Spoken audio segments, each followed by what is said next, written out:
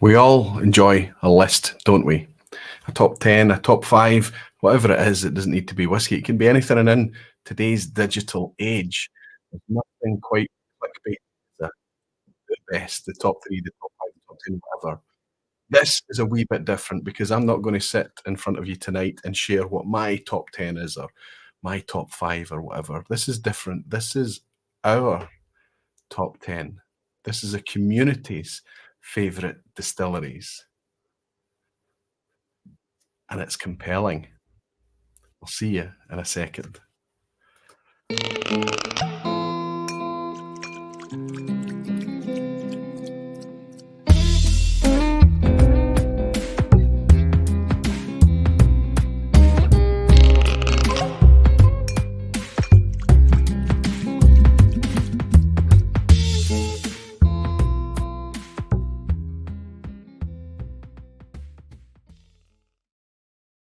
Hello, whiskey folk. Hello, everyone. Welcome to Thursday night. Welcome to the vPub. I hope you're all doing very, very well. I've only just pulled up the live chat just now. I thought I had it running earlier, but it was frozen. I had to do a couple of wee refreshes and things, so apologies for being a few seconds late for all you guys that's joining live tonight. But we're good to go. We're not too late. And if you're picking it up in the replay, thank you very, very much. Hopefully, I've done my homework and you can look at the chapter markers on this video or use the chapter markers in the description box below, and that'll help you speed through things if you're short on time. But hopefully, as we go through tonight, we're going to dwell occasionally and talk about certain things, certain interesting things that this has thrown up. This wasn't going to be the topic tonight. This was inspired by Graham Fraser, and I think it was Dan Whedon in the Aquavite Barflies Facebook group. They shared a list just out of interest for the other Barflies, and I caught that list and I read it and I found it very, very interesting. There's nothing wrong with the list, or it certainly was a very valid list, and I'll show you and share more of what that list was a wee bit later.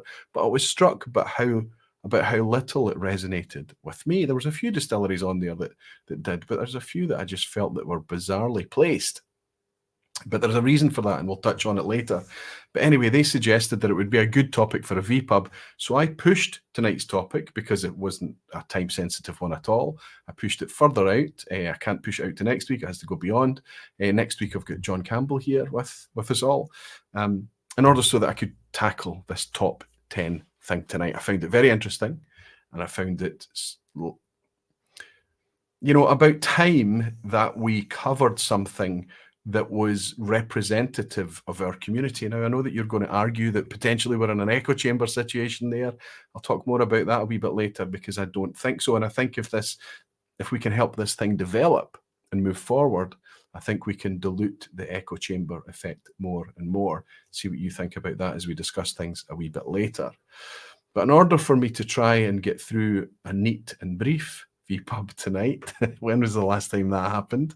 I'm going to just get straight on with things. I'm going to jump into the lounge and welcome some of you beautiful whiskey folk and dedicated barflies. I hope you're all well. I hope you're all doing very well. Wonderful to see so many of you in tonight. I know that you'll be excited to see. I know that a lot of you will be able to predict the shape of the majority of our list tonight. But I think what I'll do is I've prepped everything tonight so that I could share with you more, rather than giving you notable exceptions, maybe some favorite distilleries you would want to know where they might place or something outside if they arrive outside of the top 10. What I'm going to do is I'm going to count down the top 25. So the first 15, 25 through to 11 will be quite quick. Just showing you how they've positioned over the course of the last week, and I'll tell you how all of those positions were collected, what we did in order to formulate how we made this top 10 list, how we crowdsourced it, and then after that's done, we can relax a little bit and go through 10 through to number 1. Like I say, I think there's going to be a lot of predictable things in there. You're not going to have a lot of surprises. But 1 or 2 entries may surprise you, and I think certainly where they place will definitely surprise more than a few folk. Anyway, how are you all? Let me know how you're doing. Remember, if you're trying to get hold of my attention, just type Aquavite and I just look to pick up the orange.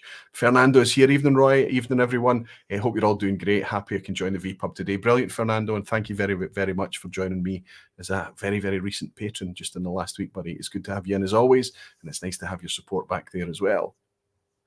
Oh, just as it jumps. Come on, what's happening?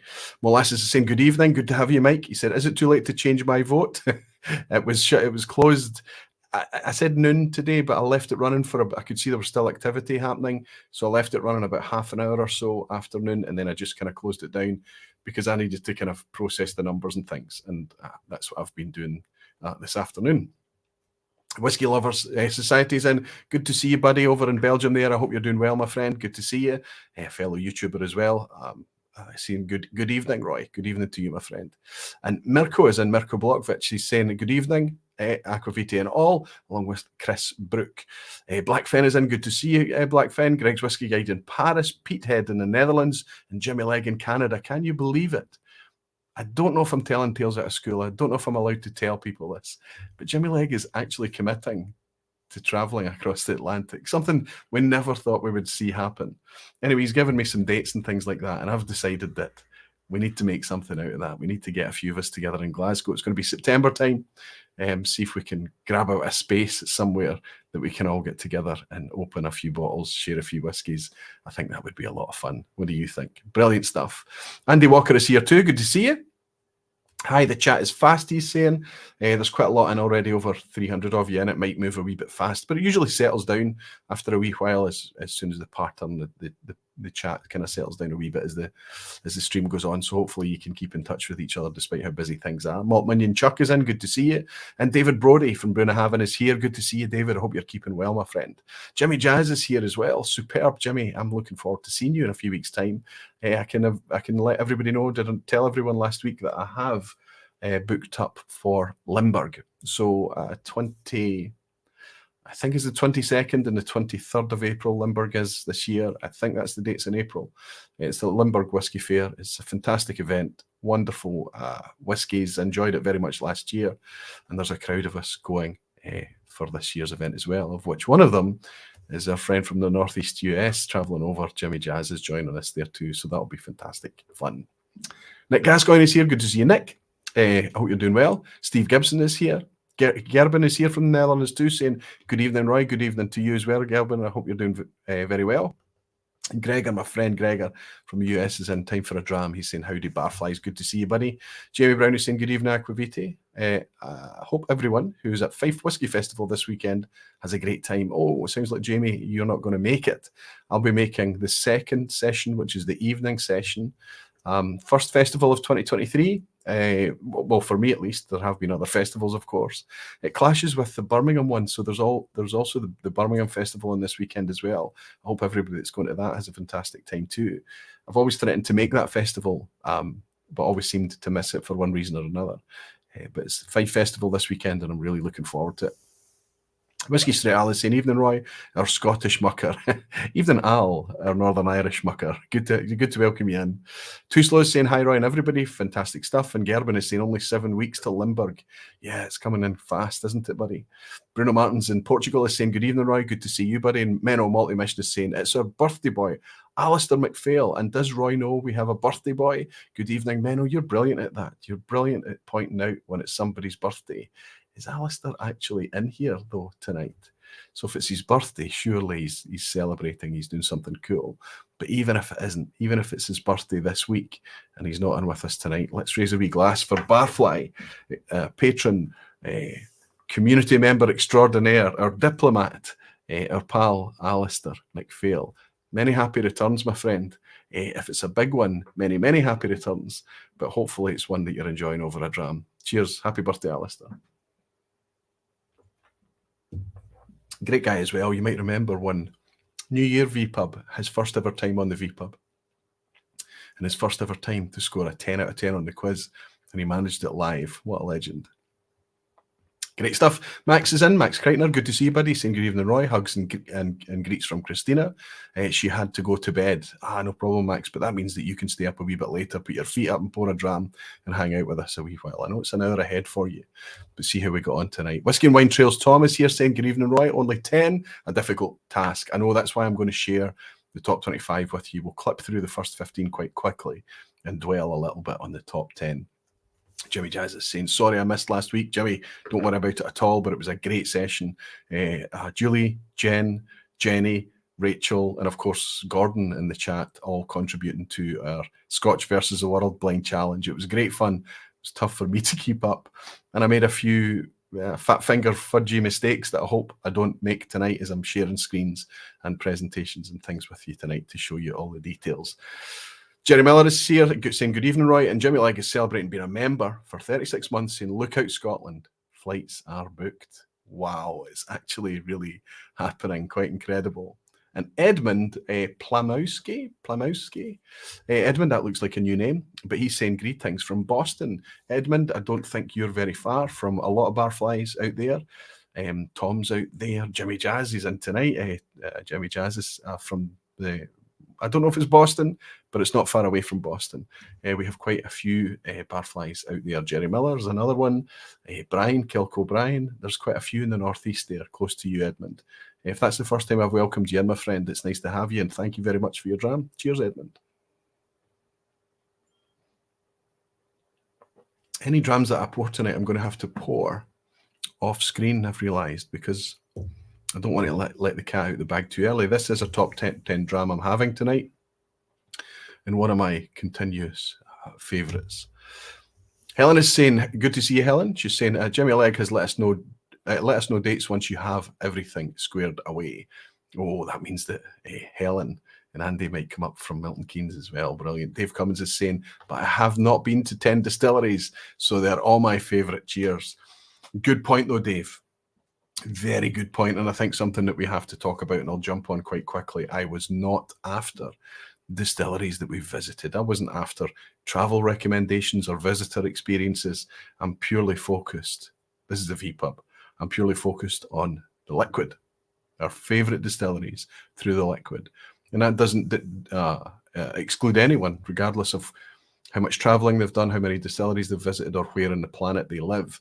Everybody that can get their hands on Scotch malt whisky can participate in this top 10.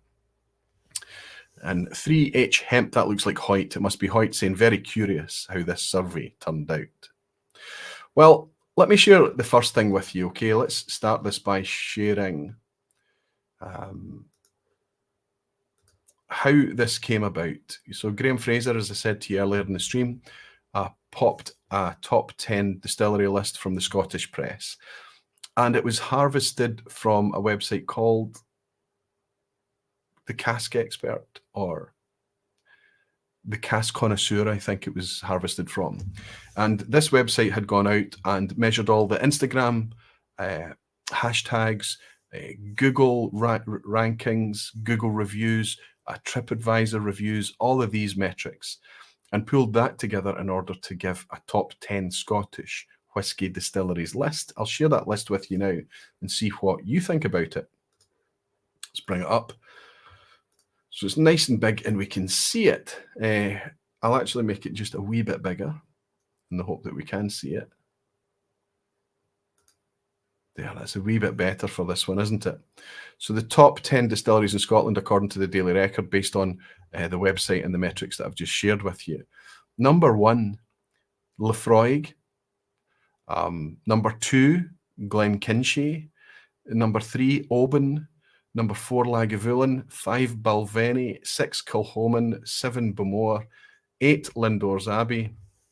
9, Glengoyne. And 10, Glenturret. So that's, according to this survey, the top 10 distilleries. Now, I don't know how you feel about that, but I just kind of feel like it leaves me a wee bit cold. There are some distilleries there that we love. There are some that we really love, sure. But there are a few oddballs in there. And that's because this list is made up of visitor experiences and social media sharing around those visitor experiences. Maybe to do a little bit with social media sharing based on drinking some whiskey, but generally speaking, what I can interpret from this list is that it's all about kind of casual TripAdvisor type experiences and things like that. So it's a perfectly valid and potentially quite valuable wee list, but it doesn't speak to me. I don't know how it speaks to why it doesn't. It doesn't. Somebody's mentioned in the chat already something I was thinking about too. Ian Bruce is saying, is Arran not the most visited distillery in Scotland? And Arran, forget about the liquid, it just, even for a visitor experience, it's not, it doesn't even appear on the list. So it's quite strange.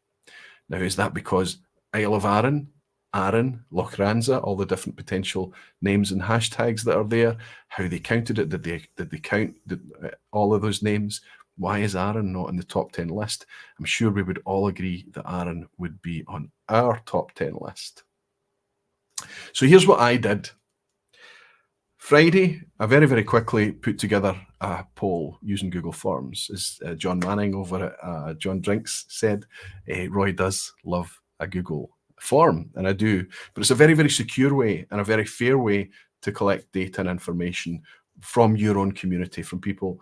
You know, we're not just going out to anybody in the public. We're going out to our community. We're going out to whiskey enthusiasts who are buying with their own money quality malt whiskies or malt whiskies that they feel to be good quality, and they're rebuying and purchasing again and exploring more and more in the range once they get Distilleries liquid that they love. That's why we turn up here every week to talk about that and share that very, very thing.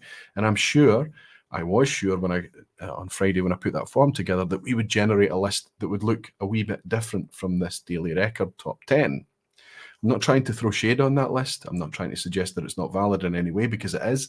We're doing a different thing. It was purely the inspiration for this list. For a long time, I've been trying to think about potentially connecting something with the Oswas, connecting something out there that could manage, there's admin involved in this, but something that could manage a placing, a ranking. And I just wasn't sure where it would sit, how it would sit, what it would look like. And it was always just kind of pushed further down the road. Well, this has kind of given me a wee bit of a shot of adrenaline to do something there. And I've got some ideas, but let's play through it first.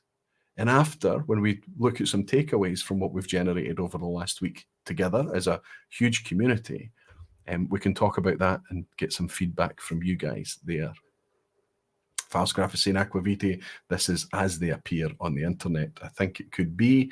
And Chris Brook is saying, I suspect the list will be different. I did pick a couple of those PTI lists for my top 10, but I certainly wouldn't pick the others. So he's reflecting on that list there. And Mac1 is saying, did Glenturret get onto the list from the days of the famous grouse experience? That could be absolutely potentially true. I think that Glenturret are making much, much better liquid, but they're restarting, they're resetting and building their brand up again now that they've divorced themselves from the bird, right? They're not part of Edrington, they're not part of the famous grouse anymore, so they're rebuilding from the start.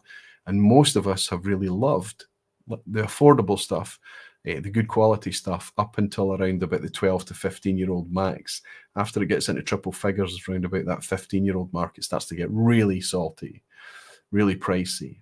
But Glenturret's been doing really, really well. Let's see if they appear a wee bit later. Whiskey Weekend Dram, my hope is that Kilkerran is number 1. Let's talk about that. This is not my list. I created the form in order to collect the data to make this list, but it's not mine. That's not me not holding up. I have to be responsible. If I'm going to collect this data, there is a responsibility that comes with it. I've got to caveat it. I've got to contextualize everything, and I've got to talk about it in a fair way. Give my reasoning and my opinion and commentary on it, I suppose, as we go through it. But remember that it's not definitive. The sample size, despite being massive over the course of the last 5 or 6 days, I'll let you know exactly how many people voted. Really, really impressed by the support I got. Thank you all so much. But it's still fairly small. So we have to understand that this can grow, this can become bigger, it can become much more representative of a much wider community. But right now, we start here today. But please don't shoot the messenger. I'm going to share it with you, warts and all. Nothing has been doctored, nothing has been cut, nothing has been added to. Everything is exactly how it was at 34 minutes past midday today. And that's after 6 days of collecting this data. I started it on Friday and I kept it running, and I shared it with patrons, and I shared it on YouTube community, the Facebook communities, Barflies community. I shared it on Twitter and I shared it on Instagram. And I went to everywhere and asked people to share and retweet and do all of these things and try and get as much engagement as possible.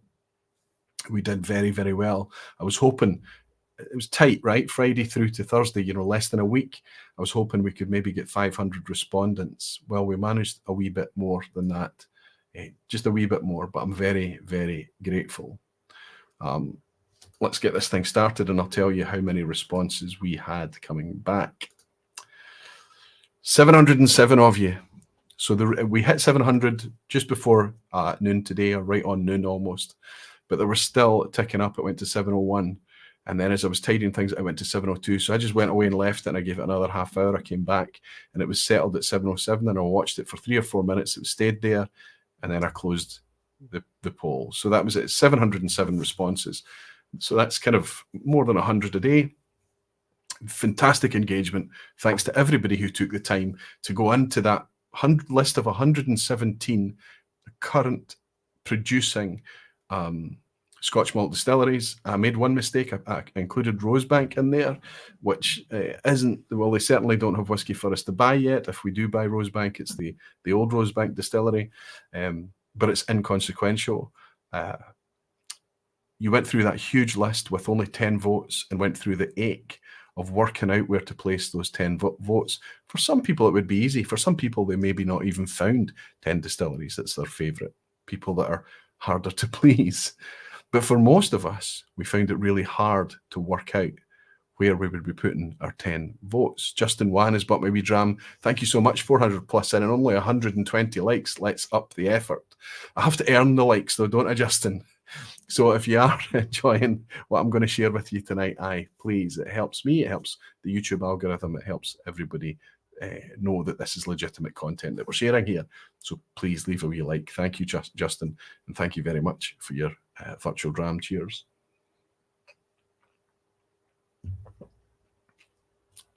A wee dram that's also come in from Graham Young. You star, Graham. Glenturret indeed is making wonderful liquid since 2020. Shame that the grouse experience was such a big draw. It's a wee gem of a visit. Cheers, Roy. I agree. I think that it's our oldest distillery, still legitimately the oldest distillery in Scotland.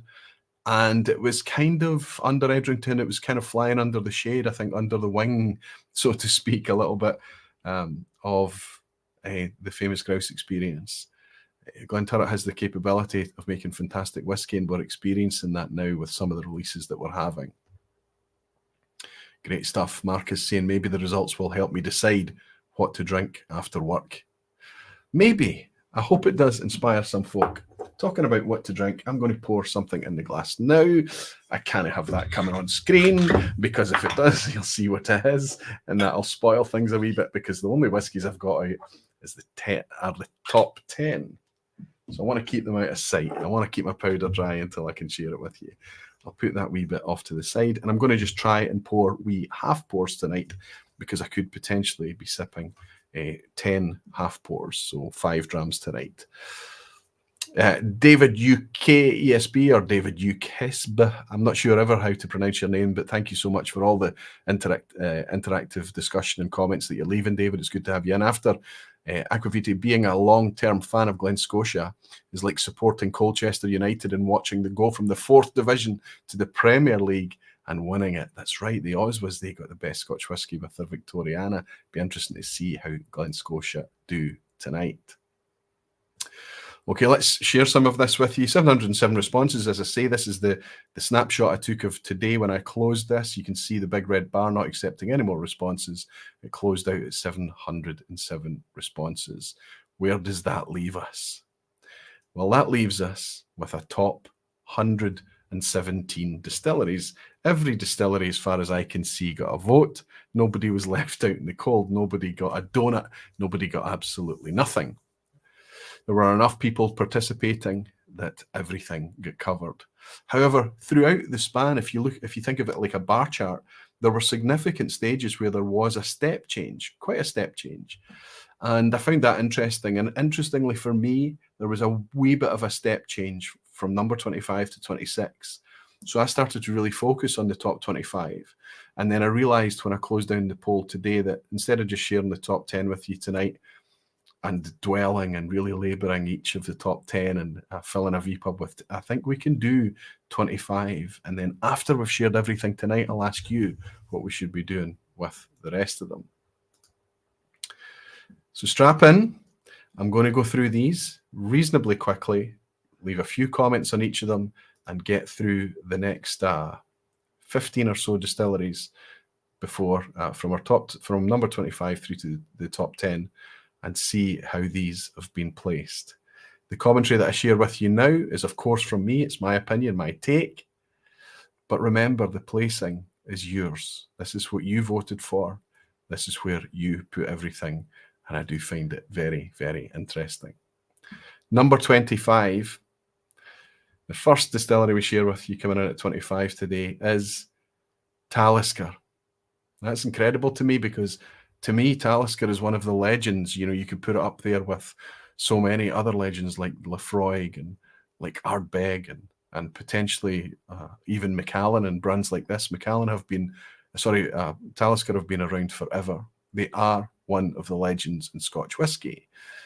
And that Talisker 18, there's no surprise that was put into the nomination mix for the first ever online Scotch Whisky Awards back in 2021. That was a great value, £80, the right price for an 18-year-old, if we're honest. £80 thereabout, 18-year-old Scotch, single malt Scotch whisky. Then overnight, we know what happened. They added £100 onto the price. If it's not gone up, if it's not increased in price where you are, you know, brace yourselves because the price increase will make its way out to you through the supply chain. It is going up, and it's going up a lot. The retailers that I've spoke to that have it on the shelf, I'm just casually asking them if I'm in the shop, how are you selling your Talisker 18?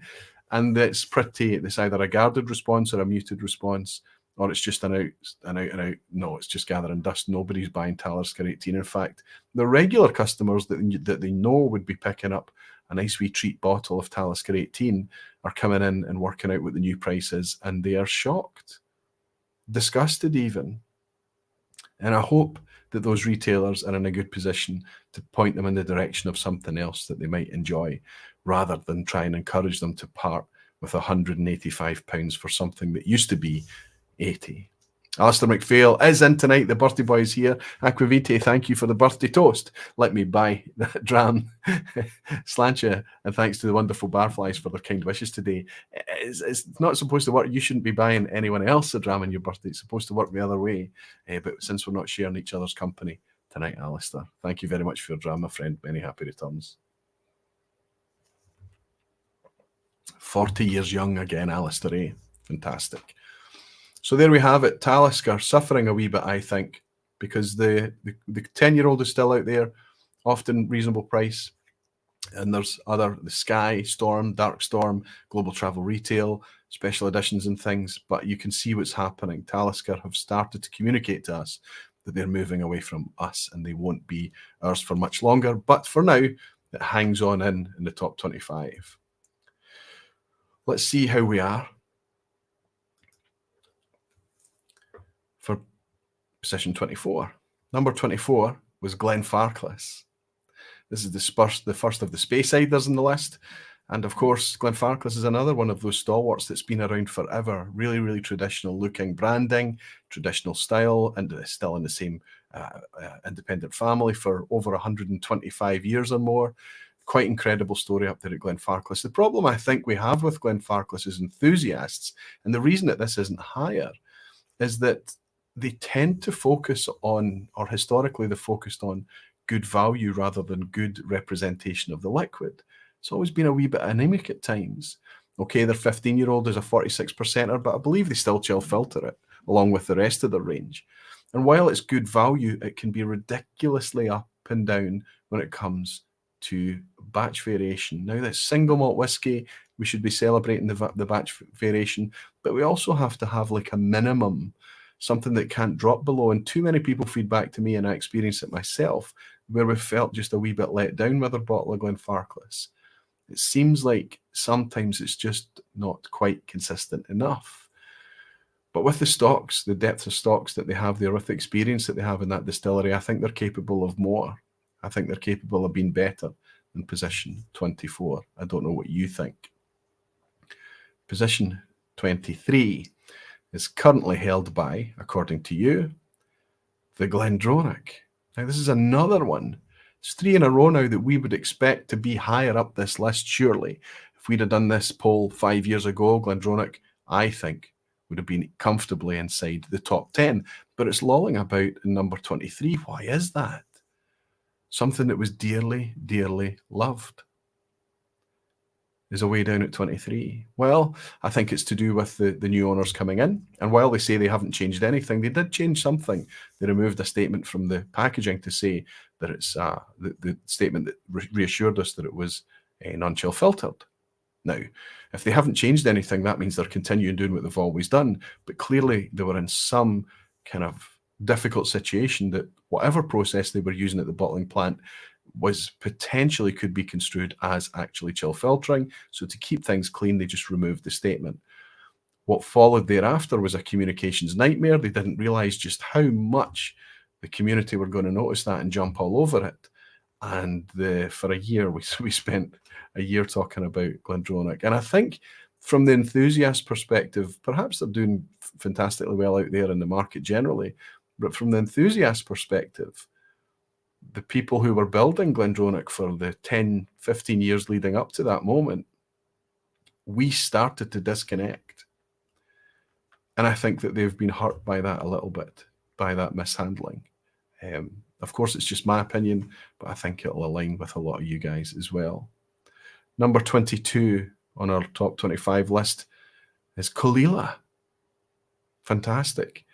The first Islay distillery on our list and the biggest distillery on Islay. 6 million litres capacity. There's a few people out there that love to use the phrase, and it really rings true with me. It's hard to screw up Caol Ila. And the reason for that is we get so many oddball Caol Ilas. We got lots and lots of independent representation of this distillery, as well as a fairly tight and narrow official releases from them. The official releases tend to be at 43%. There's an occasional 15-year-old special release, but the core range entry level is a 43% 12-year-old. Then we've got the occasionally available 18-year-old and 25-year-old. The 25-year-old used to be sub £200. It's now £500. Diageo's just having a laugh. They just really are. They're just seeing what they can get away with. It's incredible. Nobody's buying Caol Ila, 43% Caol Ila, 25-year-old at £500. You want to have just your head looked at. It's just open wallet surgery, isn't it? Yet here we are. It's gorgeous liquid. It's gorgeous distillery. It's fantastic. It's rock solid. It's well represented by indies. I hope that lasts. The decisions that's going on behind the scenes at Diageo suggest that could be in jeopardy. But the only thing that's true about, the only thing that doesn't change is, I don't know what I'm trying to say here. It's everything changes. So whatever situation we see with Caol Ila right now, and we're worried about for 2023, I guarantee you, leave it 6 months, the end of this year, it'll be a different scenario that we're in. The only thing that's constant is change, is what I was trying to say. Position 21. Lagavulin. Wow. Lagavulin doesn't even make the top 20. What's happening here? This is the community speaking loudly. We see it with Talisker. We see it with Glendronach. Lagavulin 16 has gone from being £50, £60 to £80, £90 plus. Some people reporting that they're seeing £100 slapped on a tube of a box of Lagavulin 16-year-old. 43% ABV, chill filtered and coloured. You know, the old kind of style, out of touch style to present a precious single malt whiskey, but whatever. We loved it because it was good value for a 16-year-old Islay malt whiskey, and we forgave the fact that it wasn't fully natural and things. However, when the price jumps, we get frustrated. Look at what's happened with the 12-year-old as well. The 12-year-old is a little bit like a staircase, right? Every year that the 12-year-old comes out, the cask strength special release, we expect that stair to jump, that step to go up. Well, it's now on a floor that I can't really participate. I can't go to the price. It doesn't represent value to me. It's not even a treat whiskey for me anymore. I bought a bottle recently to do that exercise on the vPub. I'm glad to have it here. It's nice liquid to have around, but I can't recommend it to you, because I wouldn't be paying £135 myself for that bottle. It's just a wee bit too expensive when there's so much other options out there that's better value. So where we've got that 12-year-old staircase, we've now got the elevator of the Lagavulin 16-year-old that's just shot up overnight, a bit like Talisker. So again, like Caol Ila 25 and Diageo's pricing policy in general, they're just having a laugh with us, like there's no other whiskey to buy, like we'll be forced. They're going to other markets, they're going to other places, they're chasing a market that's not us. And it's a shame. I feel it for all of you who love Lagavulin. You know, if you've been around this channel for long enough, you know how much I love that whiskey. And I still love visiting that distillery.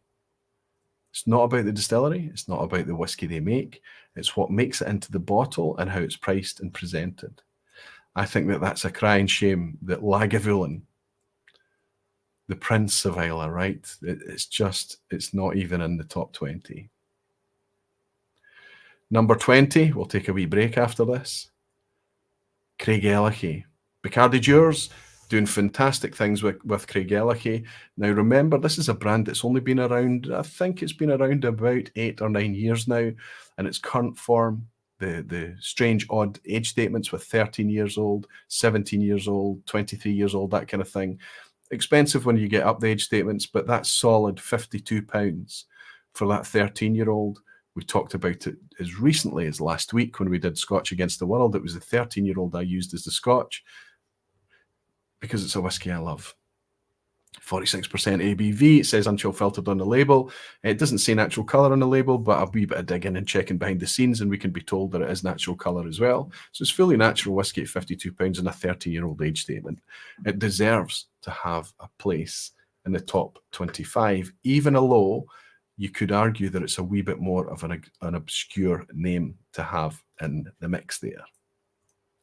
So there we go, our first 5. Let's see what some of the comments were as we were coming in with those. Greg's Whiskey Ide is saying, Caol Ila so low, ridiculous based on a number of expressions. 70 that he's tried, he's obviously talking about, and satisfying expressions I tried, ranked at number 5, believe me or not. Fantastic.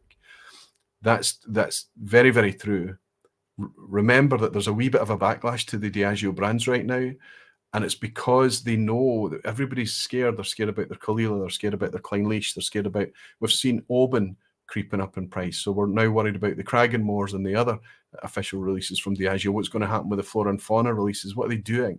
What are they doing? They were building such classy malt whiskies that we could enjoy, even though it wasn't fully natural. We were giving them the benefit of doubt, and now it's just it's all gone a wee bit belly up. So people naturally just back off. Falsgraf is saying, I'm not so convinced of Caol Ila, perhaps in terms of indies, but not their own official stuff.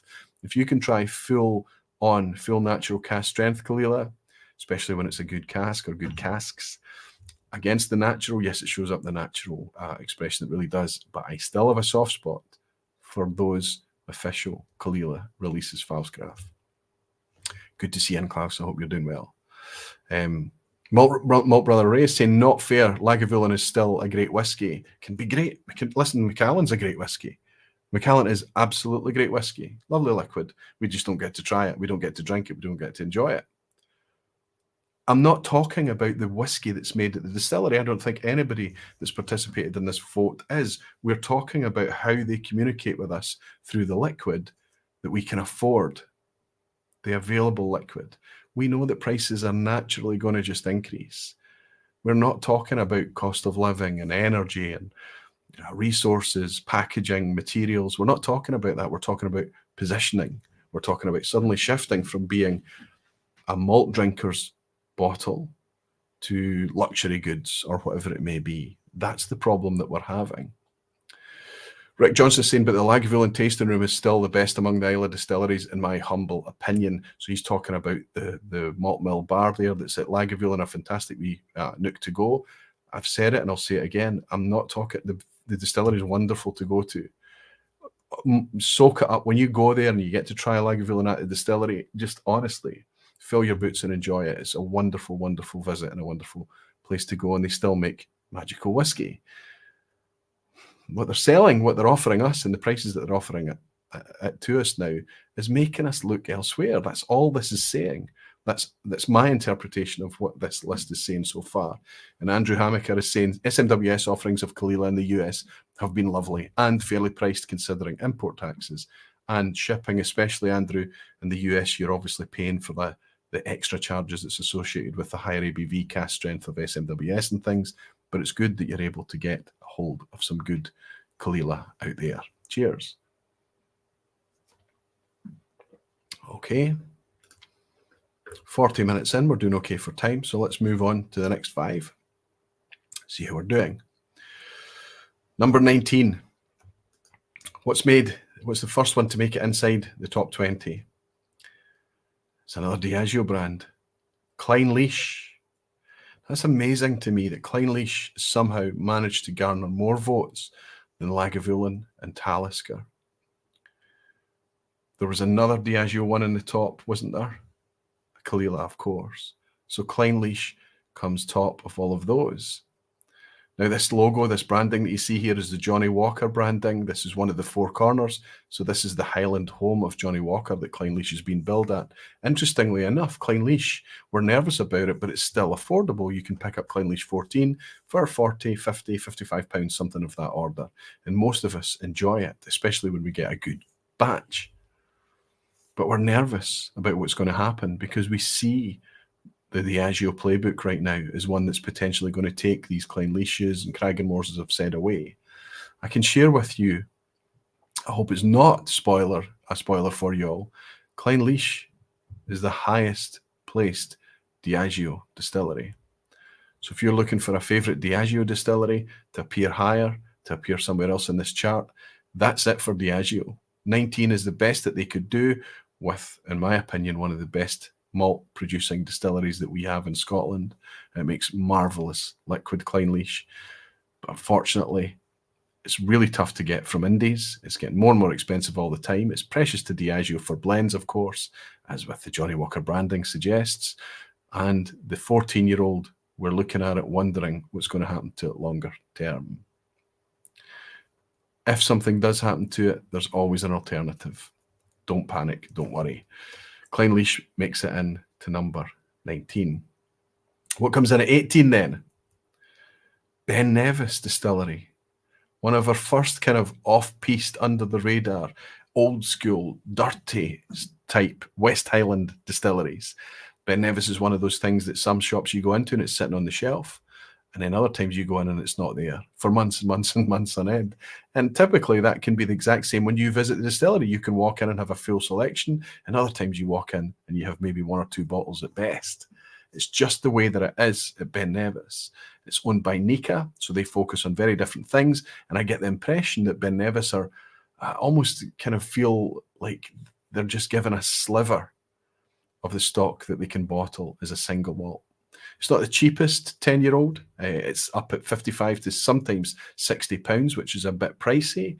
But if you love that style of whiskey, if you love that more kind of overtly funky, outdoors, old school, dirty, almost bordering on industrial, woodshed and oily rag and all of these types of things, mixing with that really interesting fruit, I think that Ben Nevis becomes something that you just step up and pay for.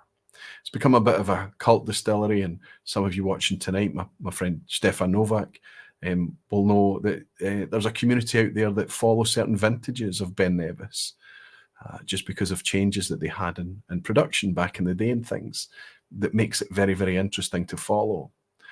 So despite not having a strong, constantly available core range, somehow that cult following of Ben Nevis has meant that not only is it inside the top 20, but it appears ahead of any Diageo distilleries, according to enthusiasts.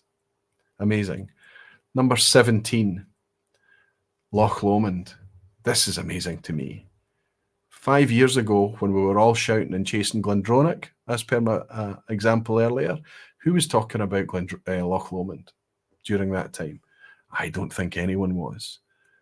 Something significant is happening at Loch Lomond that's bringing it more and more on the radar of us. They've got one more push to go. They just need to get over that reliance on colour. They need to, because they're at 46% ABV for the core range. They're bringing interesting whiskies. They've got 14-year-olds out there. They've got 18-year-olds. They've got nice, posh, expensive expressions, and they've got entry-level supermarket stuff. They've got something for everyone.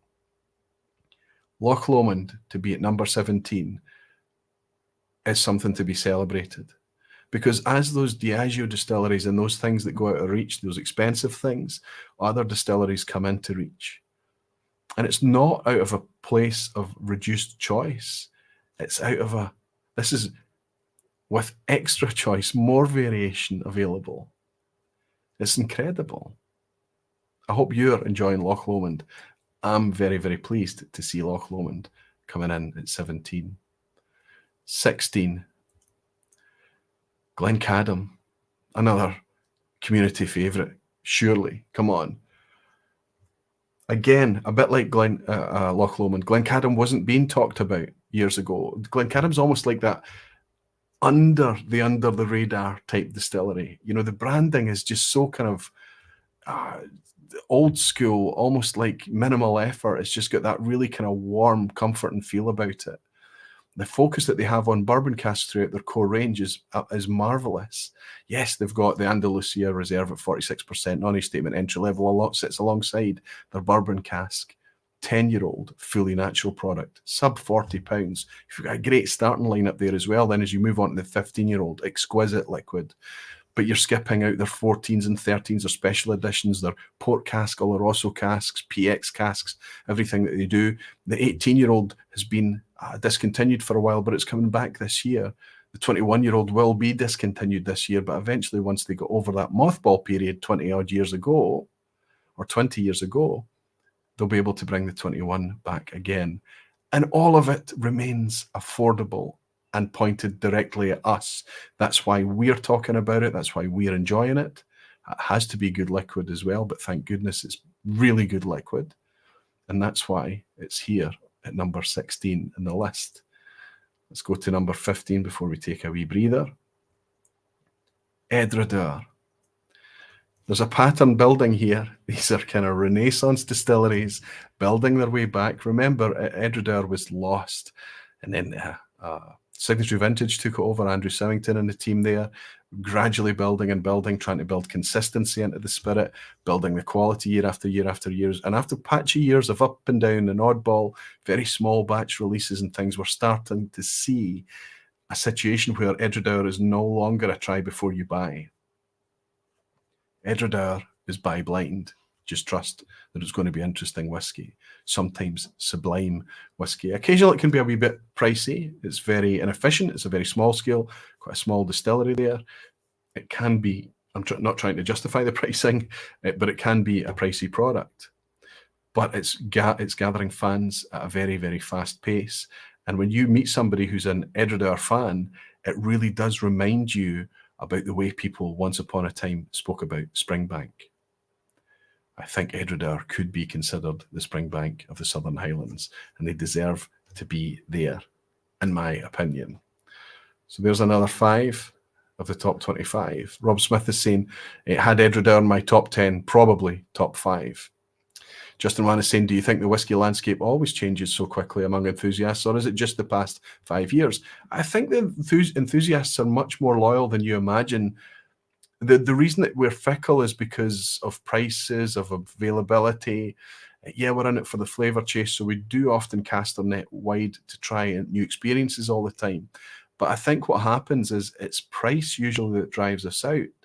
And when we're driven out, that means that we stop talking about it. I mean, there's been one bottle of Macallan on the vPub in 6 years of the vPub. One. And even then, I only bought it for a very, very specific reason.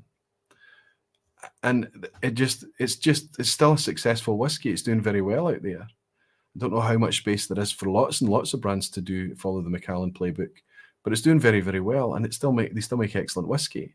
What makes it into the bottle? 40% ABV. Well, we demonstrated on a vPub just 2 or 3 vPubs ago that it's not that great, and it's easy to find very inexpensive things that not only go toe to toe with it, but that can easily step above it, easily.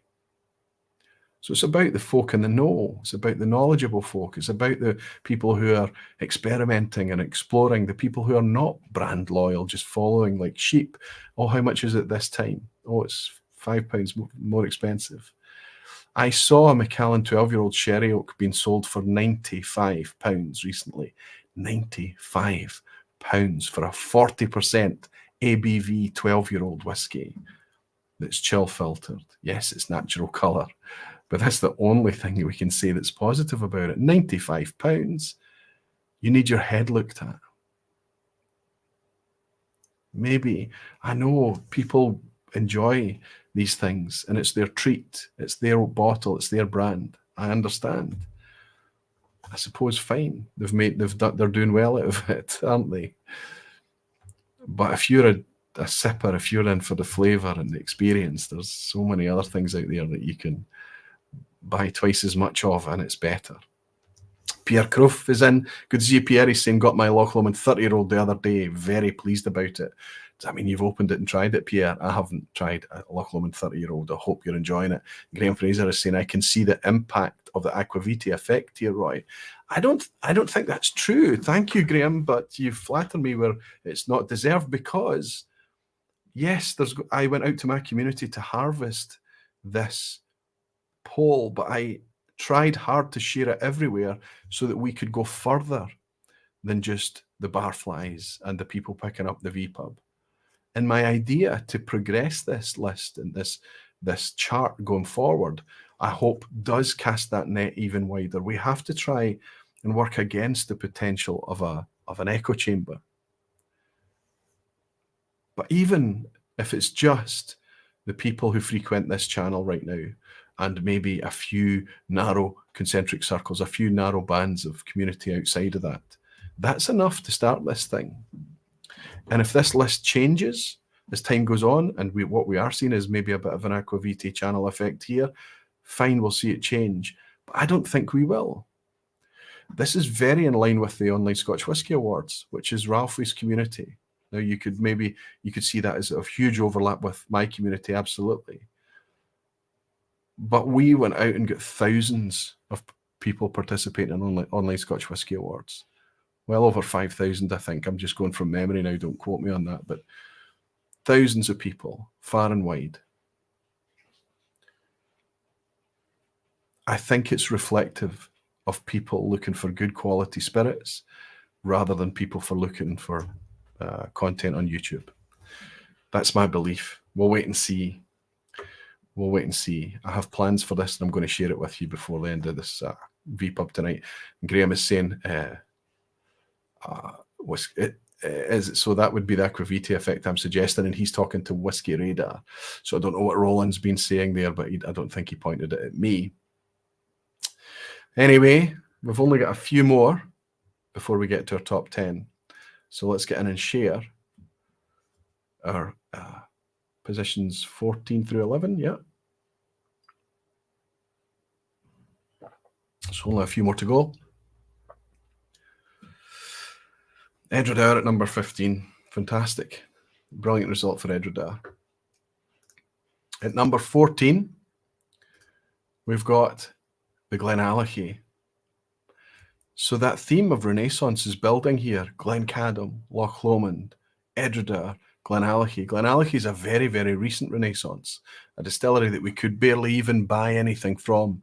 Occasional, very weak 40% official bottling from Glenallachie when it was still owned by Pernod Ricard. Billy Walker takes it over, and he completely re-racks and redesigns the whole spirit, redesigns the whole process, and works hard to make the legacy whiskey that he's inherited much, much more interesting, much higher quality by putting it into very, very good casks immediately. And we're seeing that building with Glenallachie now. Every new year, every new release, Every year that ticks by with Glenallachie, we're seeing better and better product. The 10-year-old is a barnstormer of a success. People love that stuff. It doesn't even touch the shelf anymore. It suffers from the same ability issues as Springbank, you could argue, and lots of other core range product all around that. All of it natural. 46% is the minimum ABV there at Glenallachie. Often 48% releases 50 plus. It's fantastic stuff, and it's fantastic to see a renaissance like that from a neglected distillery. Now everyone's talking about Glenallachie. It's quite incredible how it's changed. 13, unlucky for some, but not for Kilchoman. Here we've got a new distillery. Okay, it's not that new. We're talking about close to 18 years now. But this was founded in 2005. So the year that I got into whiskey, they were building Kilchoman. And here we are. It's firmly on the radar of so many people. I would even go as far to say that there is a very, very loyal cult following of people that love Kilchoman. They love that style, that Islay heavily peated style with that really interesting kind of farmy note in there as well, oftentimes. But whiskey that I believe is getting better year after year as well. And I'm talking about the young whiskey's getting better, but the mature whiskey is also getting better as it's got time to mature. Everything's starting to come together, and it's becoming stronger and stronger every year for Kilchoman. Some may argue that they're surprised that Kilchoman isn't higher than that.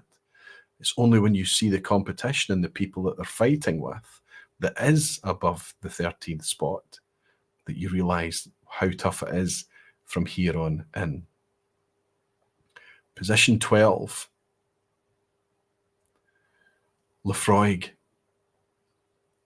So we've had Lagavulin, but Lagavulin was away back in position 21. Laphroaig is up here in 12th place. How can that be? How can that gulf exist? Well, when I was talking about Lagavulin, I think that's got so much to do about it. But the thing is that Laphroaig are bringing us, okay, we might not engage much with our 10-year-old at 40% in the UK and 43% export strengths.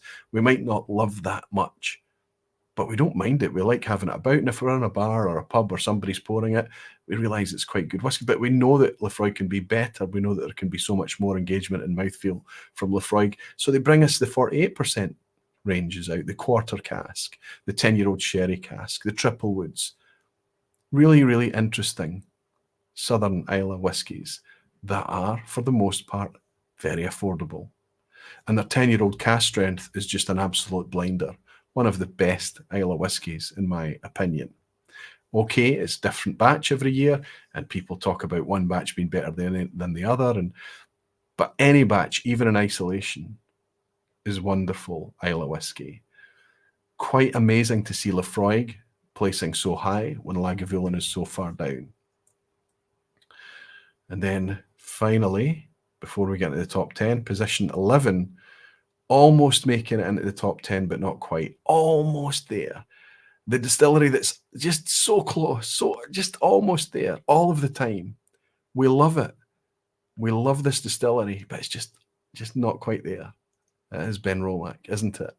Now, recently they've been bringing us fantastic experimental releases. The Contrast series, for example, Cara Gold, organic peat smoke, sherry and peat mixed together have been fantastic.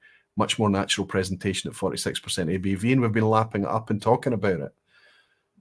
We still talk very positively about the core range, the 10-year-old, the 15-year-old, the 21-year-old, despite the fact even the 15 and 21 are still diluted down to 43%. So frustrating, so close. I guarantee you, if Benromach was fully natural, we would be going nuts over the stuff. The mouthfeel would be intact. And then we know the mouthfeel's there because they bring it to us on their other releases, especially their Contrast series and their Cask Strength series. We know that it's there. We love it. We love the 43% stuff, but we would just go absolutely nuts, I believe, for higher ABV stuff. I know that we all sound as enthusiasts. We start to sound a wee bit like a broken record about Benromach, and Benromach will be fed up hearing it. And they'll retort, they'll say, well, why would we change it? We've got a successful product there. It's selling heaps. Okay, that's one attitude to take. You could think about it that way. but that means you have to listen to occasionally the whiskey geeks complaining about it. So fair's fair, right? Ian Bruce is saying, Roy, having the community highlight the benefits of naturally presented whiskey, do we endanger our favourites being targeted by people changing tastes from the Diageo type bottlings? Yes, we do, Ian. There's a fantastic piece, a blog post being put out today by Scotty on Scotty's Drams. It was on Twitter. If I remember, I'll link it underneath below. And he talks about keeping distilleries for yourself. I'm not going to tell anybody about it. I'm just going to keep it for me. It's me. It's me. I don't want to tell anybody about it because then I won't be able to buy anymore and it's not mine anymore. That's everybody, each to their own. But if we encourage good quality whiskey to be successful, more people follow that model. More whiskey is therefore successful. If we reward crappy whiskey and keep celebrating weak and thin and half-assed and cosmetically altered and engineered and deceitful whiskies, then they'll just keep pouring out more of that. Everything in this world is a product of demand. There has to be demand for it. Somebody has to be standing up there and shouting and demanding. That's how it's going to work. So if these distilleries that I share with you tonight start to become harder to get a hold of, surely that's them being successful. And the model that they use surely will therefore be copied. We hope. That's what we hope. MJ Rodden, good to see MJ. He said, I voted with the criteria that the distilleries had to have good original bottling, official bottling lineup, quality and value, and only then independence could be taken into consideration. Would have loved to include Glen Elgin. I would suggest to you that if this is about liquid, it's inevitable that we're going to talk about and get into a discourse, debate about the official bottlings that come from distilleries. Inevitable. But so many distilleries on the list, the only way that you can connect with them, Glen Elgin is a pretty good example. There are occasional official bottlings from them, but it's few and far between from Diageo. It's through independent bottlings. That's where we connect with it. That's how we get to know the liquid. That's how we get to fall in love with the distillery. So for this list, absolutely, as we talked about earlier with Kalila, independent bottlings are very much on the table because we love the distillery. We care not a jot how we get the good liquid. If it comes through an indie, if it comes through an official bottling, we don't care. We want to get our hands on the liquid. That's what's been brilliant about the Diageo workhorses over the years. We've got to look, there's my wee light. That's out of puff already, and we're only just over an hour into the vPub. My wee blue light in the background, I'm going to need to replace that. That'll be the next thing that the patrons are paying for. But that's out tonight. Maybe I've just not been charging it enough or the right way. Anyway, that was the thing that we loved about the Diageo workhorse distilleries, the fact that we could get it through the independent bottlers. But that's drying up now. So the only way that we can really connect with distilleries, the only way that we can really shout and celebrate them is if we are getting our hands on the liquid. And it doesn't matter whether it's through an indie or official. It would be nice if it could be both. Why not? Independents bring a completely different take on things, completely different experience. It's brilliant. Black Fen is saying, I agree about Benroma. Contrast range is nice. Can tolerate the entry level 10 being 43, but wish the 15 was 46. I think so many of us feel the exact same way. Falsgraph is saying the geeks are trend setting. Even the collectors listen to the geeks. So yes, good stuff will be successful. Macallan was once, it was the people in the know. It was the geeks that knew about it, the nerds, the connoisseurs, the aficionados, whatever you want to call them. Back in the day, that's how Macallan built his reputation. Yeah, of course, it's down to the brand and the team and the distillery itself, the work that they put in building that brand. Of course it is. But they can't do it alone. And the springboard is often the enthusiasts, the people that know, talking about it first. And we are not typical the way that we consume whiskey. We don't buy one or two bottles and stick to that. And then when they disappear, we replace with the same. It's not what we do in this community. We have a very, very finely tuned idea of what we like. And the reason that we've been able to arrive at that point is because of how promiscuous we've been drinking our whiskies, buying our whiskies, trying, experimenting, tasting, traveling, events, fairs, retailers, wherever we can to try and explore more and more and more. And building collections at home is the biggest part of that, and sitting and sipping it in contrast. We, as enthusiasts, might be a pain in the ass. We might just bang on about the same thing. Oh, natural color and non-chill filtered, and oh, where's the age statement, and all these things. But we tend to know what we're talking about. We tend to spend an absolute fortune working out what we talk about as well. So to dismiss us is really quite frustrating. Everybody's got their place. I think this list that's coming up, this top 10 list, is going to hammer that home like you can't believe. Menno, multi-mission. We'll catch the top 10 tomorrow, Aquaviti. Very interesting list so far. Looking forward to it. Good night, Barflies. You'll pick it up using the timestamps tomorrow, Menno. Nice of you to be in. It's about time we had you for a wee Menno quiz, don't you think? Sandy McDonald's in, good to see you. Avanjaric must be in the top 10. Sandy, that Avanjaric that you left behind when you were down here last year, it's gone down a storm. I have to be careful who I pour it for. It has to be somebody that's used to the higher ABV because it's a cask strength one, but it's a Madeira cask Avanjaric. Every experience I've had with Avanjaric has left me a wee bit wondering what's going on. Or that one is compelling. I would put it alongside a really quite funky Ben Nevis and a lot of other whiskies of that type. Really compelling wee bottle of whiskey. It's a shame it's only a wee 50cl bottle.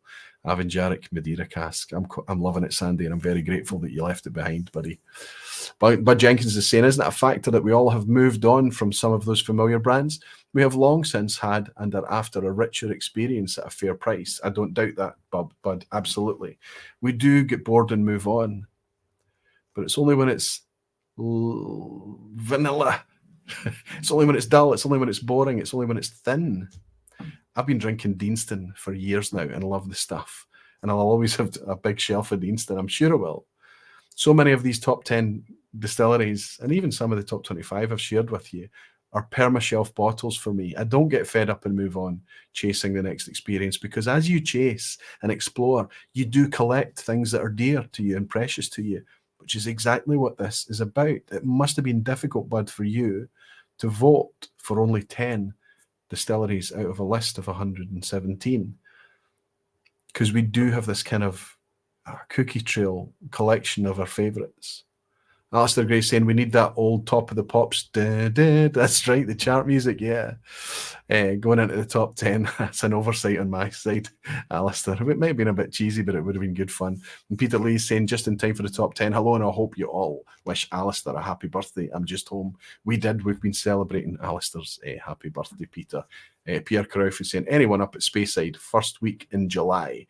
Fantastic that you're coming to visit us and you're headed up to Speyside, Pierre. I hope you're a member of the Aquaviti Barflies on Facebook. If you're traveling, if you're trying to get together with other people in real life in the community, that's the page to do it. Post in there where you're going to be, what you're doing, what towns you're traveling through and things like that. And hopefully you can meet up with a few Barflies along the way. First week in July, I know for a fact I'm not even going to be in Scotland, let alone in Speyside. Okay, let's get the wheels on this.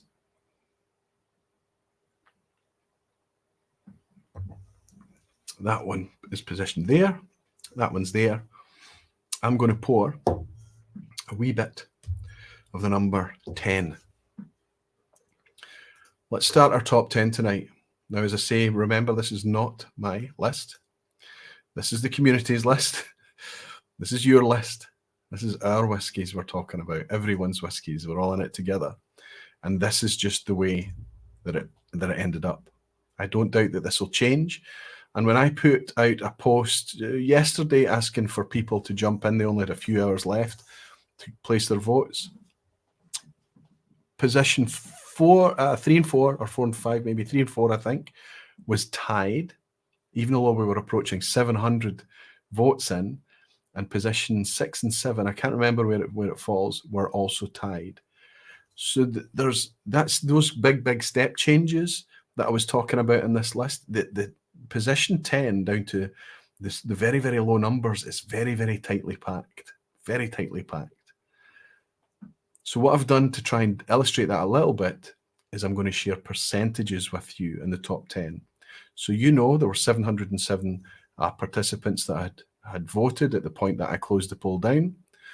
I'll tell you at each of these top 10 how many of those people voted for each of the distilleries I'm about to list. In at number 10 is Isla's Ardbeg. So that's us heard from all the Kildalton Coast distilleries now, at least until Portnatroon gets up and running, or Portnatroon. We've heard of Lagavulin was at 21, Lefroy at 12, and Ardbeg at position 10. Now, that is certainly in line with a lot of the language that we use around this channel, but I'm seeing it out there in the community generally. This Ardbeg 10-year-old is a loved whiskey, even though the camera refuses to focus on it. You all know what it looks like. It's a very, very dearly loved whiskey, and I've been calling this the new Guardian of Islay for a long time now. Why have I been calling it that? Because I think it's quite gorgeous. This particular bottle I have open and pouring right now is a very, very good example of that. I find it very fruity and floral. Oh wow, waxy green apple skin straight away. Wee bit of a rock pool type thing going on. This is the first kind of really kind of briny type Islay that I've put into my nose, up to my nose for a couple of days. Very clean and floral. Lovely lemon sweetness, waxy lemon. Just so alive, bright and alive. 46% ABV, fully natural. It tells us that it's non-chill filtered in the label. We have to ask and be told that it's natural colour, but we believe it to be fully natural colour as well. It'd be brilliant if they put that on the label too. And a 10-year age statement. £50 or less. Some places you need to pay a wee bit more than £50 for this product, but I think that's okay. We don't want cheap whiskey. We want good whiskey. We want good whiskey at fair prices. 28% of the people that placed a vote put a vote towards Ardbeg. Well over a quarter of the people that participated gave them a vote. And I have to say, I think it's deserved. Let's not talk about the committee releases every year. Let's talk about the core range, Corryvreckan, Ugadal. Fantastic. It's a fantastic 10-year-old whiskey. That's a beautiful, sweet, fruity, floral Islay whiskey. That sip, I wasn't even paying attention to it. You know, when whiskey does that to you, it just grabs your attention. Mid-sentence, it was the whiskey that grabbed all my receptors and said, no, pay attention to me. Just an excellent, excellent pour, and I think it deserves to be there. Ardbeg seems to have moved Lag off its pedestal, kicked it off its pedestal, but that was because Lagavulin asked to be kicked. Malt Brother Ray's saying, can you taste the purifier in the Ardbeg 10? And he's winking at me. That's a whiskey geek thing. He can taste the purifier in the Ardbeg 10. That's how he managed to pick it out blind, right? Terrific stuff. Well done, Malt Brother Ray. And North Coast Drama, he's saying, good evening, everyone in Roy. Hope everyone is keeping well. I'm just in time by the looks of it. Aye, you are. I don't know how you feel about Ardbeg. I know it's lost a lot of us have kind of detached because of the prices of the annual committee releases, but I think we're all in alignment that it's still close to us through its core range. It's still a fantastic whiskey, a fantastic product, and it's affordable. Bizarrely, one of the very few all-natural whiskies that we can pick up in the supermarket here in the UK. I'm a fan. I hope you can hear that. I think I speak about Ardbeg 10 the way I maybe once upon a time spoke about Lagavulin 16. So you're absolutely right. Gordon Fraser is saying, listen, let's be having the geary, okay? Stop this nonsense now. So our friend Gordon here is kind of one of these, he discovers a distillery and he goes nuts for it. He's going to tear it apart and he's just going to, this is my distillery, this is my distillery. And then somebody will give him something else and he'll go, oh my goodness, that's my new distillery. He's currently parked up, full on camp mode right outside Glengarry Distillery. Owned by Beam Suntory. Interesting things being done there at Glengarry. They've got a direct fired wash still now. They're bringing back floor maltings. They've completely, it's taken them twice as long to distill the liquid there. We hear about them moving back to a peated or a partly peated malt as well, which is all just super exciting for the future. Super exciting. I'm not sure if we'll see them in this list though, Gordon. Jimmy Legacy and I have 10 bottles open and 3 are Ardbeg. So we have, if Jimmy Leg's enjoying it, then we know that it has a modicum of community endorsement, right? Fantastic stuff. Okay, let's see what's in at number 9 after Ardbeg's number 10 place. This is interesting. Tobermory. Don't think Tobermory. Think Tobermory, yes. Think about that distillery. We talk about Renaissance. Ardbeg's a Renaissance story as well. Absolutely shuttered in the late 90s, right? Brought back to life in the late 90s by Aglenmorngie. Okay, it's 25 years down now, but we've seen a Renaissance. We've got another Renaissance distillery here. Nobody cared about Tobermory for years until we started to see the fruits of the labours that were laid down over the course of the turn of the millennium and eventually when Burn Stewart took over. Everything changed. The full range now is natural, 46.3% minimum. Tobermory is in the top 10. Tobermory. Of course, my whiskey of the year this year is Leadchick 18-year-old. Leadchick is made at Tobermory Distillery. So we've got 2 brands coming out of the same distillery, both doing rampant good things compared to the days of old. People are loving it. Loving it. Gerben Blocker is saying, one of my favourites, Leadchick Tobermory, a shelf full. Fantastic. Tobermory at 9th. Boom. David Brody is celebrating as well. David, I hope you enjoy this. And I hope your team enjoys this as well, because the stuff that's coming out of Tobermory is not, we have to remind ourselves, why is this? Sure, this is Leadchick. It's Leadchick. It's wonderful, isn't it? And now we're seeing these wonderful indie bottlings of Leadchick from 2008, 2009, 2010, 2011, even younger. Sometimes in really active casks, sometimes not so much, but fantastic liquid.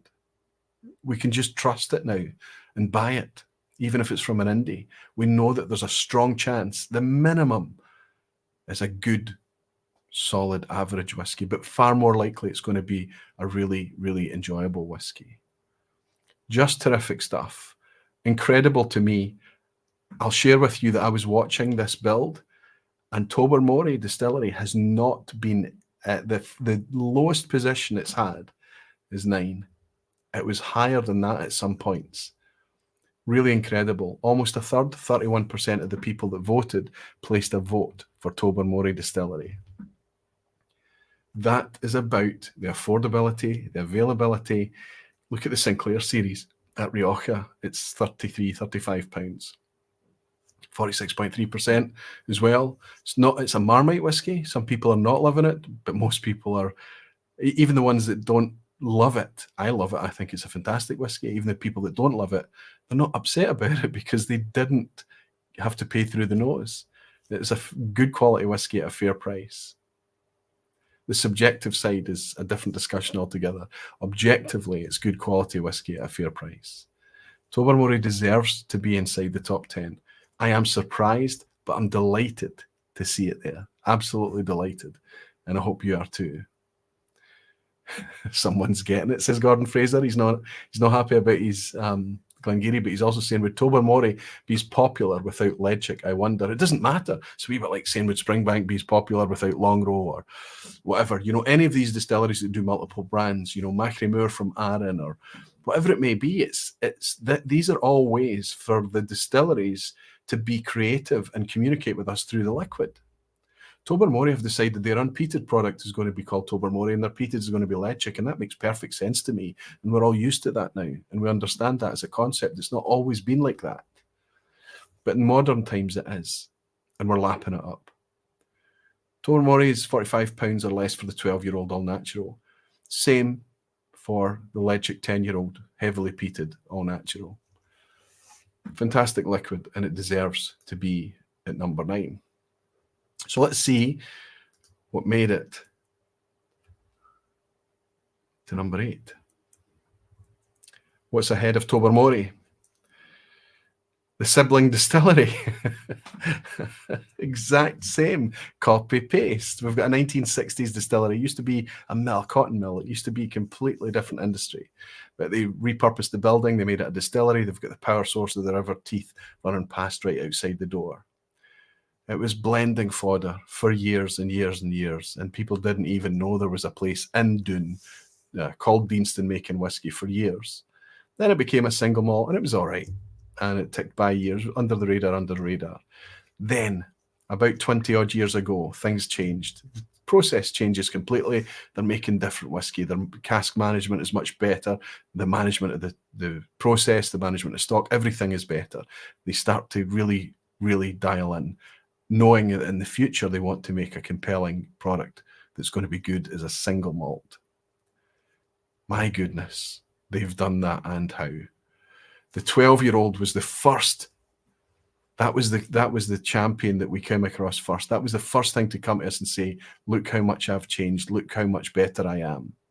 Then the years ticked by and it was building and building, and the 18-year-old came of age as well. I'll admit that 90s and older Deanston can be ropey, it can be fantastic. But modern Deanston is a rock solid buy, a bet for me. Most of the time. It seems to do well in crazy casks as well. You can put it in a Calvados cask or a Pedro Jimenez cask or an Oloroso cask, and it seems to hold up, despite not being something you would imagine as a robust liquid. It seems to do very, very well. So the distillery specials and these special releases that they have are also very interesting. But for me, it lies in that core range, especially their focus on bourbon cask maturation. I've been talking about Deanston for as long as this channel has been part of my life. I've been celebrating and talking about Deanston. And I know that a lot of you guys have connected with it too. It's not for everyone. No whiskey is. But I think it's fantastic, and I think it deserves to be there. Whiskey Novice Jim is in tonight saying, had to be.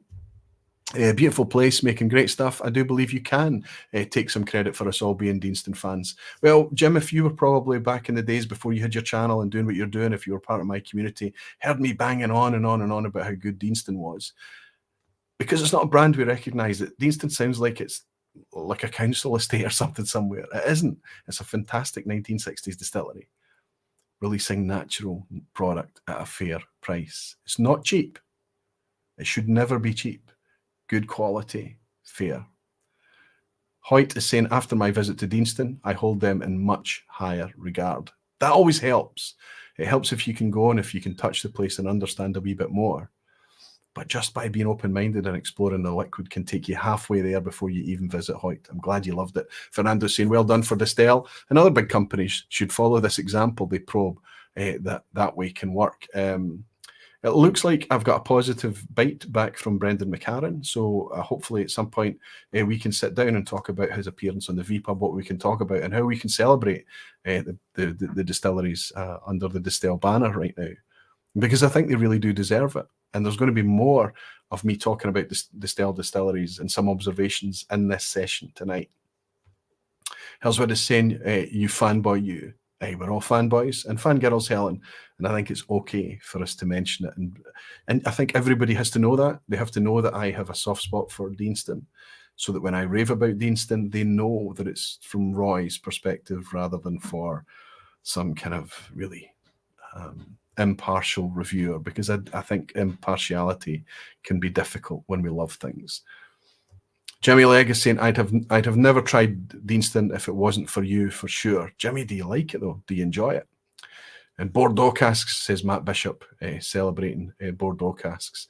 That's right. They brought out a 10-year-old cask strength Bordeaux cask, and then there was a 10-year-old at 46.3% that was through travel retail a wee bit later. I always fancied that they'd emptied, because one was a finish and one was maturation, I think, but they'd emptied the Bordeaux cask to do the cask strength, and then they'd filled the casks again and then brought out the travel retail. I don't know if that was exactly what happened, but it seems to make sense regardless. Both of them very, very worthwhile whiskies. The cask strength one was a barnstormer. That's coming from somebody who doesn't typically like wine maturation. Anyway, Deanston at number 8. Well done, Deanston. Let's see what's number 7. Can it be another distillery? No.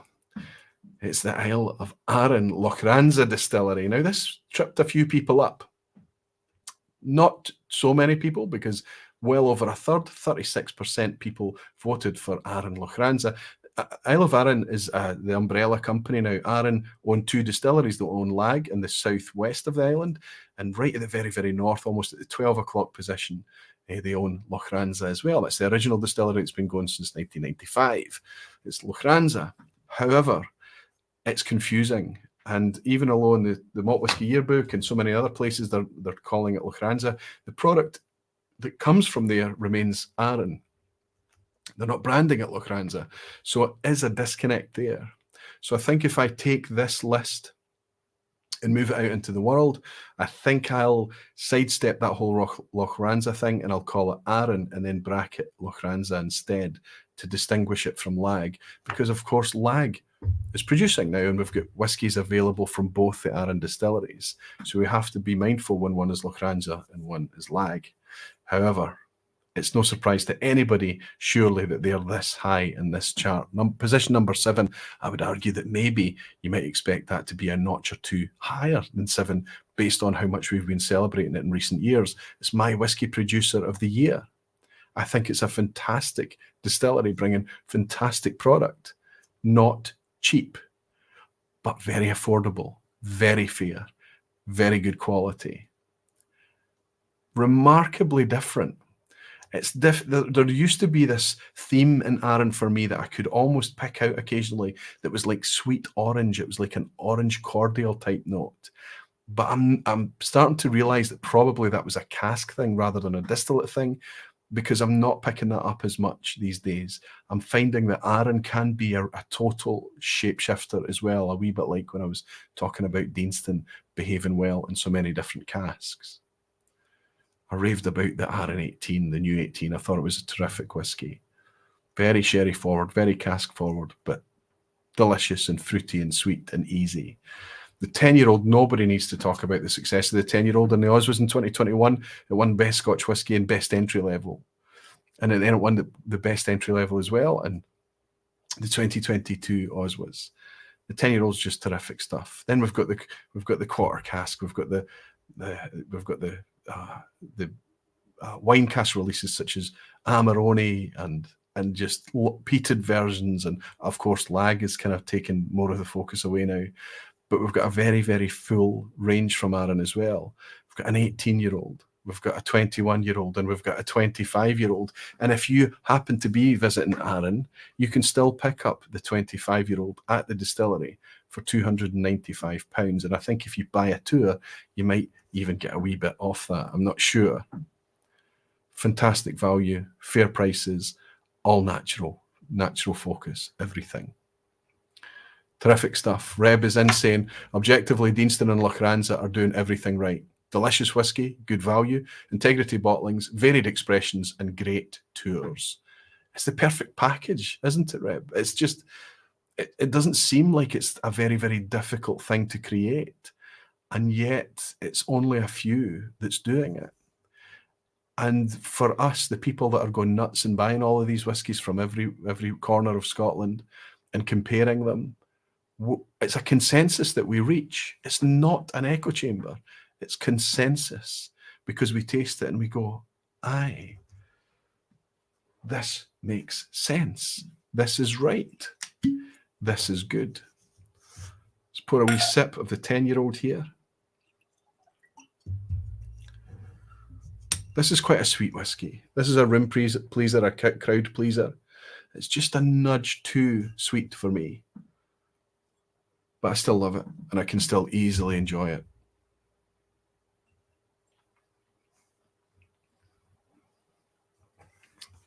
All bourbon, much more active bourbon. Still delicious, lots of toffee caramel. There is an oranginess here. That sweet orange is here. I'm tasting it tonight. Maybe just on the contrast on the back of the other things that I'm sipping tonight. But it is there, and it's like a sweet orange cordial. It's like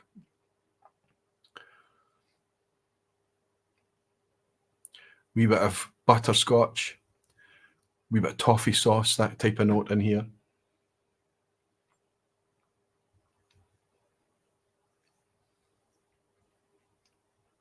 And just light, delicate spice. Excellent stuff. Jimmy Legacy, an echo chamber is a term that people have no idea what they're talking about use. Often that's absolutely true. They say echo chamber. It's the same when people talk about hyped, when something is hyped. Oh yeah, what's all the hype with Springbank? Sorry, that's not hype. Nobody is hyping Springbank. If you take something that's bang average and you tell people it's amazing, that's when you hype something up. When something is amazing and you tell them it's amazing, that's just telling the truth. Hype is misused as well. And it's a wee bit, it's something that happens in YouTube. What's all the hype? What's all the hype?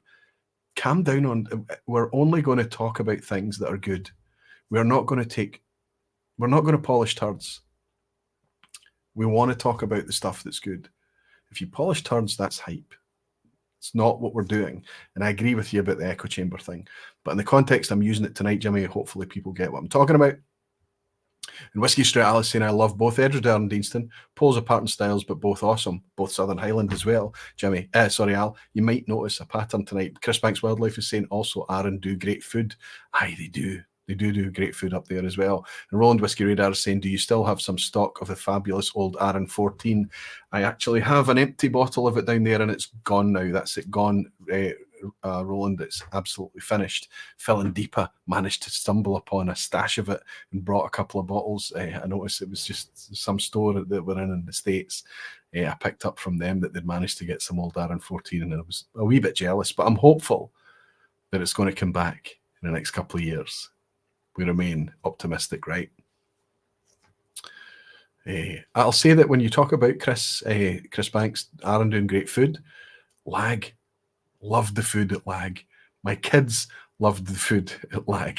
They wanted to go back and eat at Lag again. The food was so good. Whiskey Novice saying, I told my kids at least 3 million times to stop using the word hyperbole. Okay.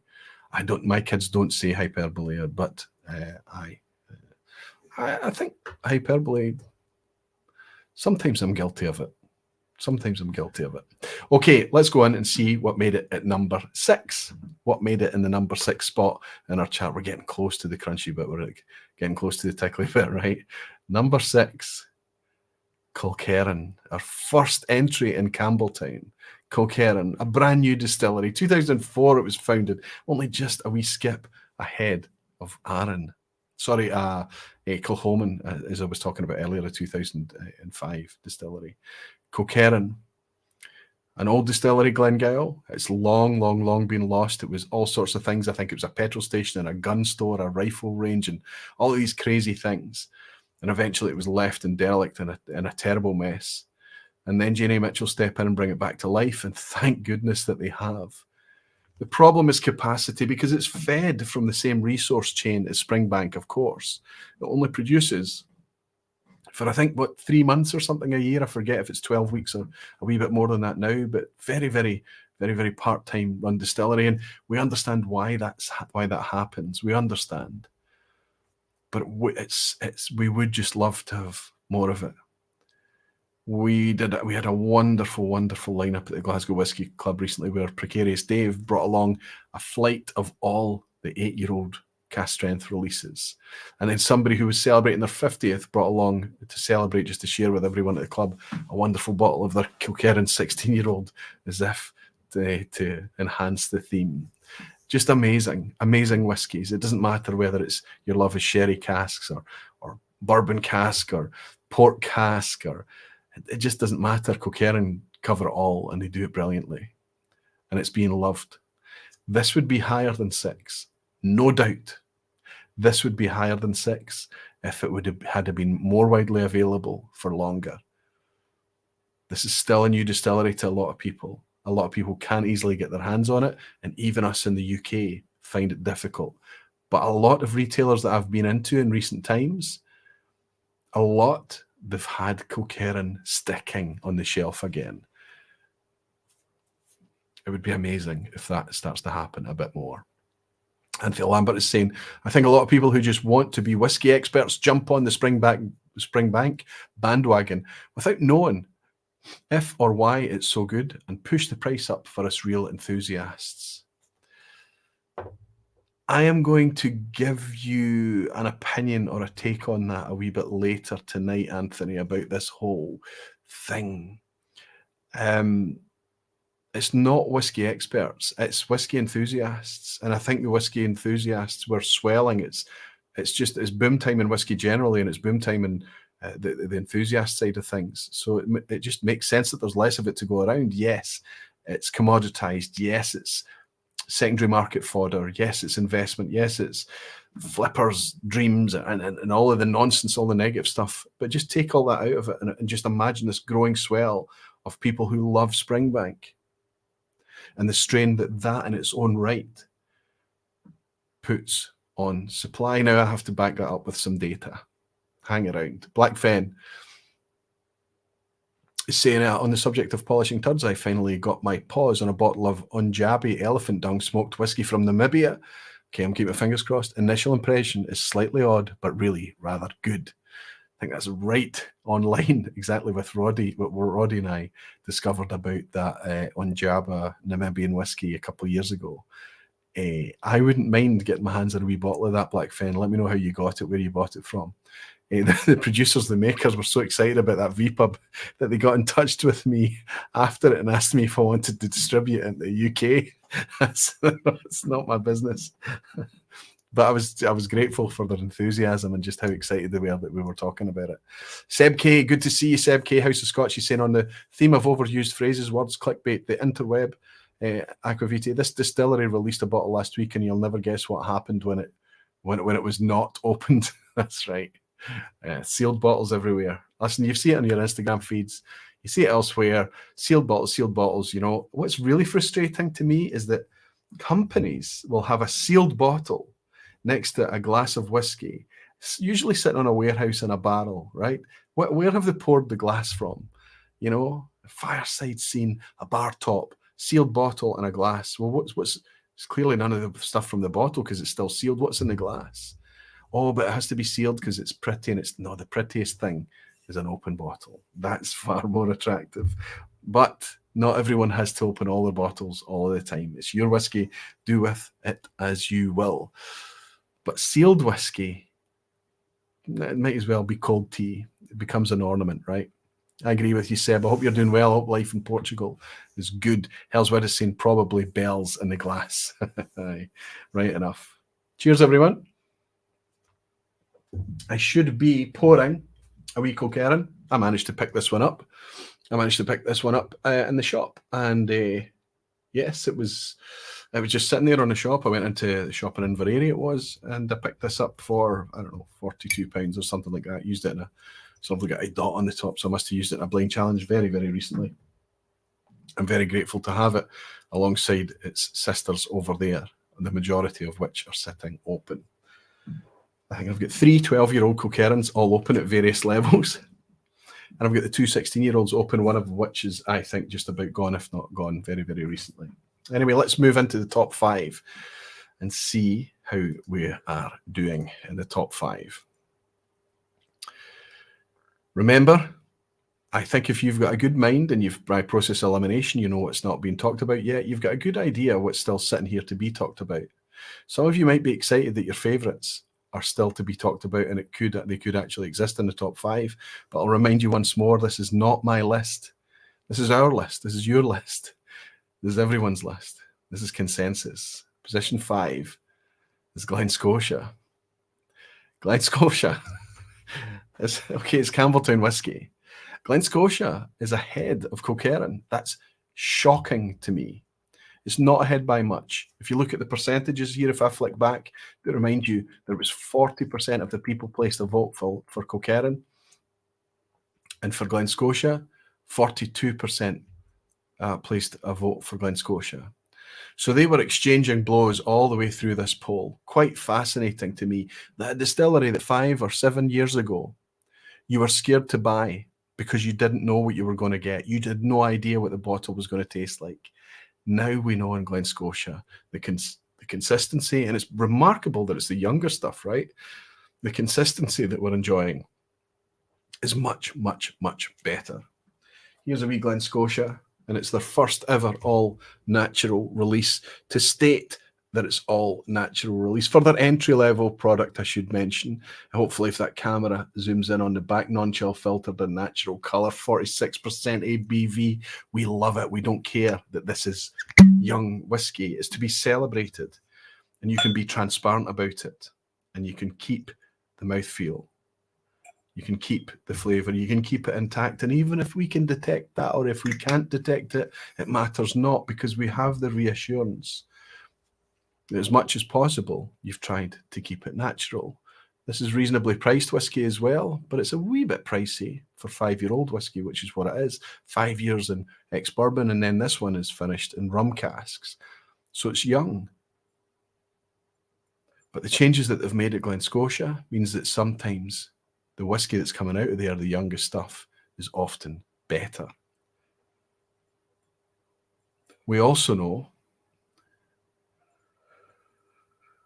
that as the years tick by, we try on flavour, we try on experience, rather than just going by the stats.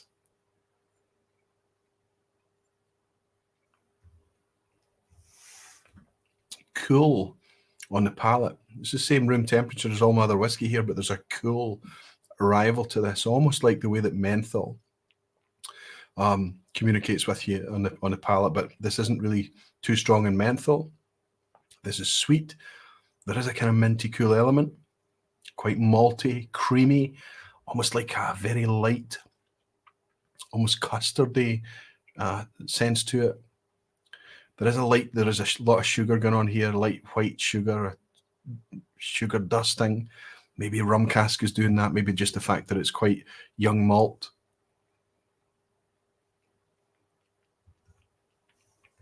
Despite the ex-bourbon, moved into the rum cask, this is still very spirit-driven, still spirity, still young whiskey. There's another double cask as well that's PX finished. That's the one that you'll probably be more familiar with. It has a wee bit of dot of colour in it still. But with that, this is good. This is good. It goes a wee bit kind of, it is young, so you can taste the youth on it, I think on the finish especially. There's a slight kind of almost saccharine sweet note now that develops into. But this is good quality whiskey. I can't wait to see how Glen Scotia develops. Look at what's happened with the Victoriana. Fantastic stuff.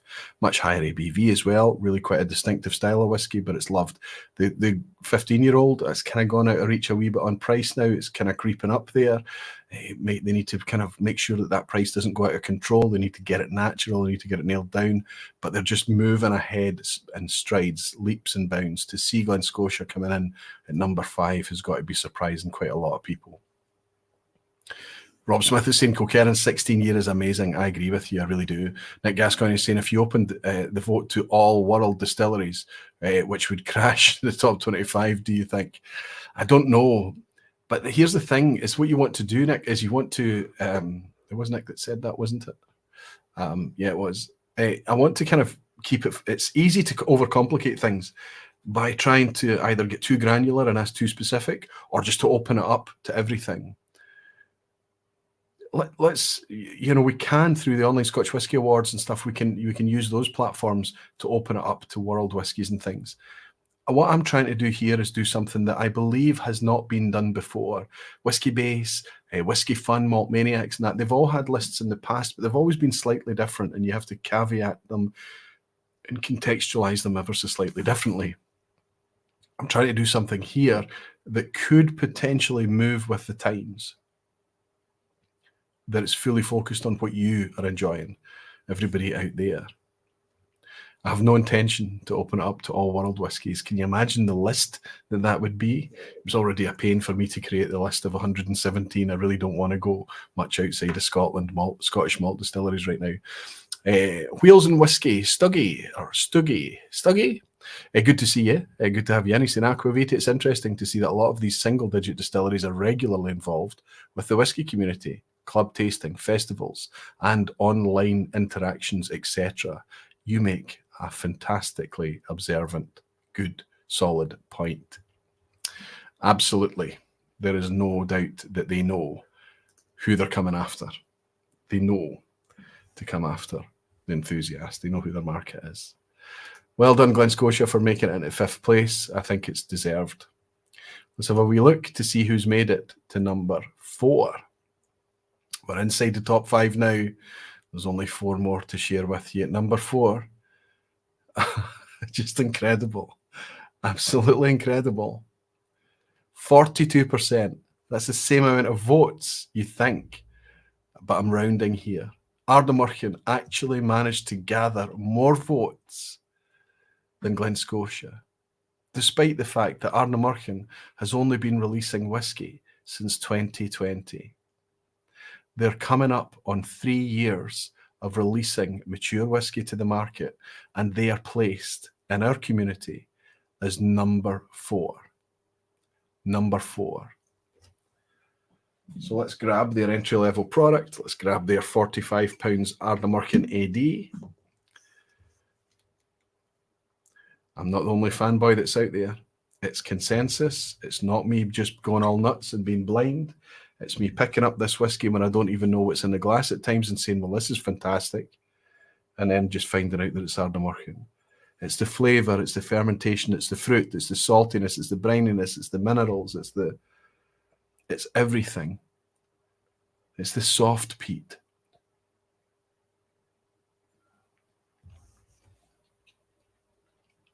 Just a little puff of smoke. Marvellous whiskey. The best whiskey? No. Some of the best whiskey that £45 will get you? Yes. Some of the most interesting whiskey? Yes. Unique and like nothing else that's out there? Absolutely yes. They've just got it absolutely close to being absolutely nailed for balance, for fairness. As it's been hinted to recently, I think it's hard for them to keep this product at £45. They've done well. Since 2020, it came out at £45. It's still 45 now. Whether they can keep it at that, I'm not sure. But they're doing great things. They're doing absolutely great things. Didn't like the entry-level Ardnamurchan, an echo chamber. This is not. Well, Jimmy Legg is saying the very one I'm sipping tonight is not his favourite. I'm going to have Jimmy Legg in my company later this year, and he'll be getting blind drams put under his face. As we do. We're not picking on Jimmy or bullying him. That's what we do. If we go out drinking together, you're drinking blind. That's just what we do. It's the best way to do it. Okay, not everything all of the time. It's nice to have a wee ceremony and celebrate something, but that's what we'll do. And only then do you start to push down these ideas. But if we won't try and, if Ardnamurchan isn't for you, it's not for you. One size does not fit all of the time. Gordon Fraser is saying number 4, sensational. And Greg's Whiskey Guide is saying, it's what I did for a living aquaviti for years, but it's very hard comparisons-wise, especially regarding completely different styles of whiskies, for instance, bourbons and ryes, how to compare them. That's right. It's not really often for comparison. Comparing apples for apples, fine, but apples and oranges, it's a bit mad. So just enjoy the fact that the variety's out there and work out what you like and what you can get for good value. Hellswood is saying, guilty as charged. Ardnamurchan fanboys and girls here too. Great model for other distilleries to follow, sipping that very dram. Fantastic, Helen. I hope you're enjoying it. Don't boss me, Roy. You don't know what you're in for, Jimmy. I can't wait. I'm looking forward to it. Bully him. He loves it, says Seb K. Aye, listen, we're going to make sure that we make it memorable for you, Jimmy Legg. Believe me. Okay. Ardnamurchan, incredible stuff. Just incredible that such a new distillery can achieve something. And Benny Fries, my pal from Denmark, is saying, sorry I miss so many vPubs these days. Basement refurbishment. I'm in a bit late too, but I enjoy the rest live tonight. I love a top list. A friend and I've done them on and off since 1989, and cheers. Benny, you never need to be worried about being late for the vPub. That's a brilliant thing about being able to pick it up on replay. But thank you very much for your generous dram, my friend, and cheers to you. I did miss a dram from Chris Barlow. He's bought me a wee dram to say, we'll have the good fortune to meet Alex and Connell from Ardnamurchan next week here in Brisbane. Awesome new distillery that I get to visit in August. What stuff to look forward to. Connell and Alex are both fantastic ambassadors for Scotch whisky and Scotland. Great stories to share, great enthusiasm. You're going to love meeting them, and you're going to go nuts when you get to come here and actually visit the place that makes the whisky too. Thank you very much for your dram, Chris, and I hope it all goes very, very well. Cheers. Okay, let's see the top three now. It's getting really close to the end. How are we doing for time? I think we're doing okay. 1 hour 48. At number 3, you might be surprised how the top 3 stacks a wee bit. And in other things, in other ways, you might not be surprised at all. But at number 3, we have Bruichladdich, the highest placed distillery so far on Islay. Bruichladdich, owned by Remy Cointreau now, famously brought back to life by Mark Renier and Jim McEwen and the team back in 2000. And it's just rocky years to start with, but it quickly settled into a groove, and then Remy took over. We wondered what was going to happen. Well, they've not really changed much, just more of the same. Yes, there are expensive things out there. Octomore, I don't touch. It's too expensive. I just don't get the value from Octomore, but it's not one size fits all. Port Charlotte is fantastic. That Port Charlotte 10-year-old over there, that wee bottle I have, has changed my mind completely about how good a pour that is. It's an excellent bottle, and it's coming into its own. I think it's getting better as the years tick by, and I believe that to be the case with Bruichladdich. In 2023, I'm going to make it a point to try and connect with Bruichladdich more, because the unpeated side of Bruichladdich outside of Port Charlotte has always been a wee bit hit and miss for me. The one that I love just now, the one I've got over there that I'm really enjoying, is a beer barley. It's quite an older beer barley as well. But I suspect, like so many distilleries out there, it's getting better and better as time goes on. Justin Wan, my goodness. That's a very, very generous dram. Justin, thank you so much. He's bought me a big dram to say, there's my Bruichladdich, he's celebrating. I'd like to think my lobbying with the Patreon made a big difference. I don't think so. I think we're all kind of, because it's anonymous, these votes were anonymous. So you have to sign in with your Google ID. That just makes sure that you can only vote once and you can't go in multiple times and taint things. But I don't see who you are. I don't see who you are unless you tell me who you are in the comments or feedback or whatever. And I don't really care. It kept it clean. But I don't think, I know it's just tongue in cheek and you're laughing there. But I don't think that, I think we know what our top 10 favourites are. In fact, the trouble we have is trying to fit all our favourites into 10. I think that's the difficulty. Justin, thank you so much for your very generous dram, my friend. Cheers to you. And I'm glad that you're celebrating one of your favourite distilleries getting into the top 3. For me, Bruichladdich is something I need to explore a wee bit more. It is something that I've not talked about a lot in the vPub. And a wee bit like Loch Lomond and Glen Scotia and so many other distilleries that we're talking about tonight, it's very much a Renaissance product. And it's getting better and better. But I think if you were looking at kind of cult distilleries, especially Islay cult distilleries like Ardbeg, Kilchoman, Bruichladdich up there. It has a very, very strong following of devout, loyal fans who love the juice, who love the liquid. It deserves to be in the top 10. It is punching way above its weight to be sitting at number 3. All the Kildalton distilleries have been mentioned, have been talked about. All the other Islay distilleries. There's only one Islay distillery that we won't talk about tonight, and I'll make note of that at the end.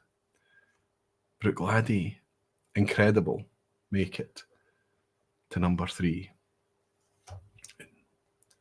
Peter Lee saying, currently I'm sipping a Bruichladdich 10-year-old. Right on point, Peter, right on point. Craig G is saying, if they make it, I'll drink it. And Rob Smith is saying, what a long way Bruichladdich have come.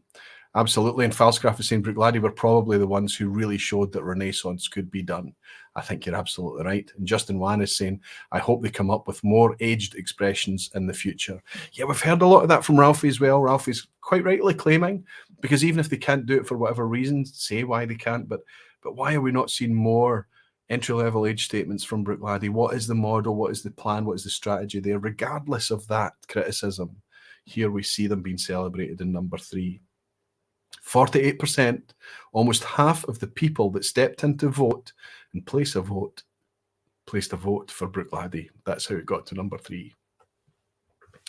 Aquavite, Mike Molasses appears to have been sandboxed and can't comment. I can't see that a moderator has done that. Any ideas? Mike, if you can't comment tonight, drop out and come back in again. I don't think anybody's sandboxed you. I don't know if there's anything I can do from this side. there's a community moderation thing there. I think it might take me away to, I want to see if there's,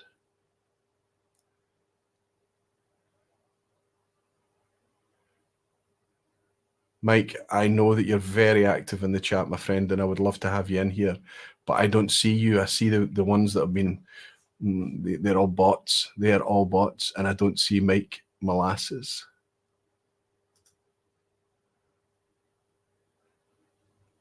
Just have one more look, buddy, just in case you're here. I think you just need to drop out and come back in again. Thanks, Helen. Thanks for drawing that to my attention. And I hope that that's working out okay. Chris Banks is saying, I cannot believe our first visit to Islay, this distillery was mothballed. That's amazing, isn't it? You know, back in 2000, it was brought back to life. And Andrew Hammaker is saying, I wish Brook Laddie would return the 10-year-old age statement to the classic Laddie. Lots of people have got the same concern. They're doing it in Port Charlotte. What's the problem with the classic Laddie? No blocks here, says Alistair Gray. Aye. So I don't think any of the moderators have done that. Mike, I'll try and work on it backstage when I've got a wee bit of brain space. I hope that you can just drop out and come back in again. Okay, let's see. We're into the top two now. The last two, I think one of these is not going to be a surprise, but this one may be. But I still think it's deserved. In second place, we've got Bunnahabhain. It's just... It's a surprise, and yet it isn't a surprise, right? I mean, it's just, we've talked about this in the Only Scotch Whisky Awards. We've talked about it in Dramface because we put up a Bunnahabhain review. It always does very, very well. It's a very popular, busy day on Dramface if we release a Bunnahabhain review. We know that this is a popular distillery. How popular this distillery has become is nuts. It's off the charts. People love it. Why do they love it? Well, is the magic formula in place? Are they bringing us out fair-priced product? Yes. Here's an example here. Here's a Sturacha, which is a Bunnahabhain. It's a non-age statement, but it's 46.3% ABV, and I paid less than £40 for this naturally coloured product.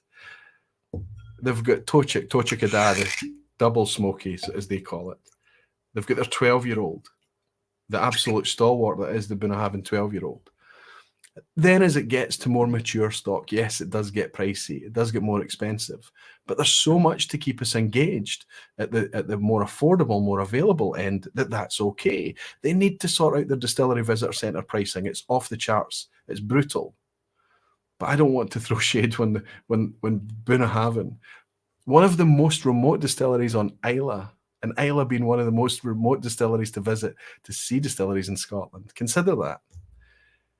And it's so dearly loved. Anybody that travels to Bunnahabhain and sees that vista and stands in that place and feels the weather and the elements and walks around that beautifully ugly distillery, they cannot help but be impressed and moved by it. The whiskey is getting better and better and better. And some people say old Bunnahabhain is the best. And I remember the days that the 18-year-old tasted way, way, way older than an 18-year-old. I remember. Those days, that's not just Bunnahabhain, that's every distillery. We need to focus on how good the malt is that they're making today.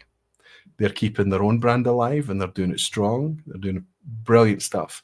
And they're keeping a very healthy supply going to the independent bottlings and bottlers out there to help them support how good the liquid is too. Bunnahabhain, you stars, that's incredible performance. Number 2, well done.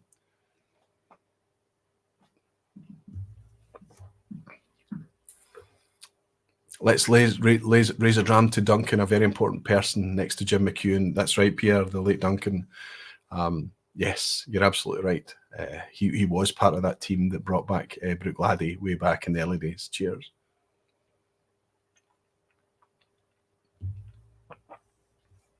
Fabulous place, Helen is saying. Roll on October. Steve Atkins is saying it's Dave Brody's fault. He's to blame.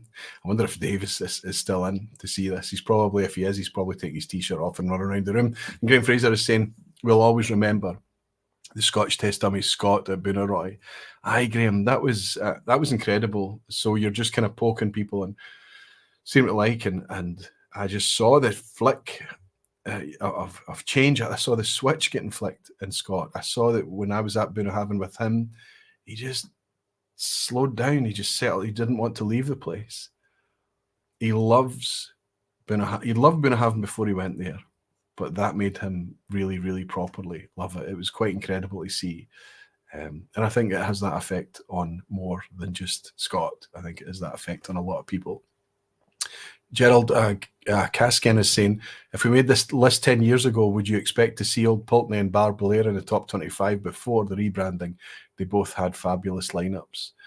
I think there's a lot of truth in that. I think I'm surprised that there are I didn't want to make a list of notable omissions because it was throwing shade on ones that maybe weren't performing. There are lots of reasons for this.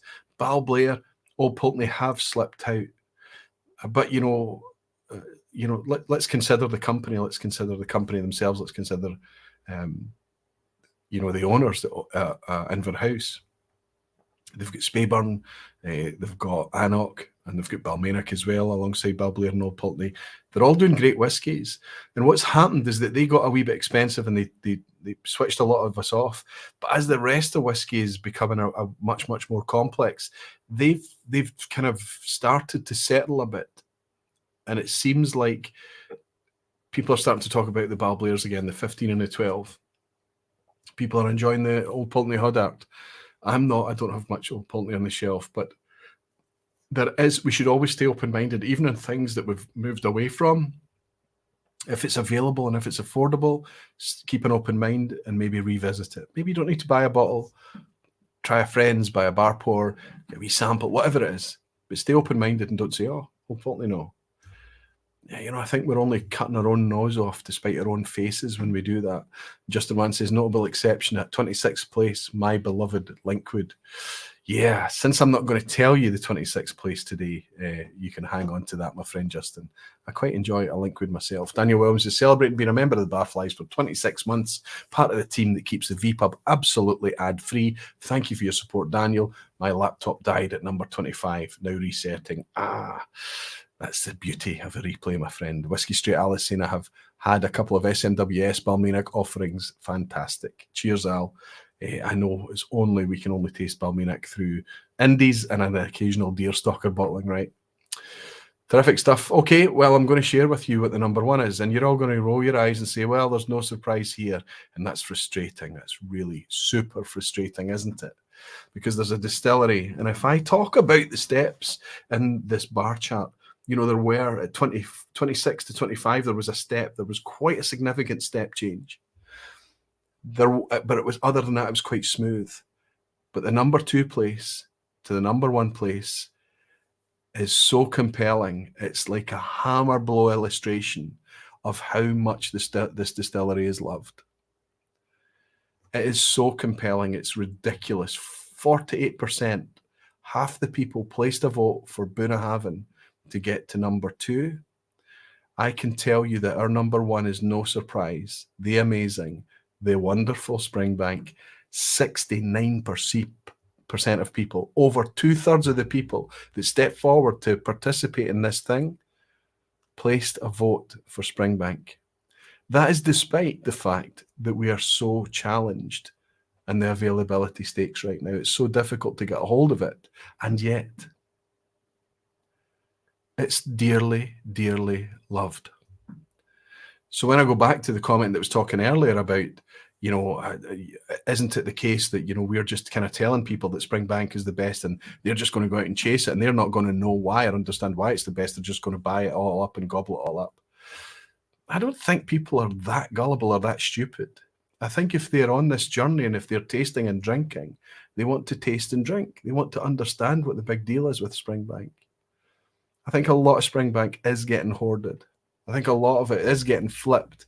I think a lot of it is being treated as a commodity, and that's a shame. It's a shame for Springbank. It's a shame for the people who make the whiskey. They don't get to hear how much we're loving it like they did in the old days, when everybody was just opening it and drinking it. All of it. That's happening less now. And they continue to make and release some of the best single malt Scotch whiskey that's available. The consensus is huge. Over 2/3 of our community used one of their votes to vote for that little inefficient distillery down in Campbelltown. It can't surprise anybody. I'm going to celebrate by opening the bottle that I posted on Instagram. If you post a bottle of Springbank on Instagram, that's going to get you lots of ticks and likes, and everybody loves it. And I posted this one, and it was a sealed bottle, and I don't post a lot of sealed bottles on Instagram, but I did this one, and it had a little price ticket on it. It says £52. I'm going to see if I can get that to focus there. A lot of people commented on the price tag that was on it. £52 from Spar. Do you see that there? This is legitimate. I paid £52 in a Spar for this, and it was only last year. It was on the island of Islay.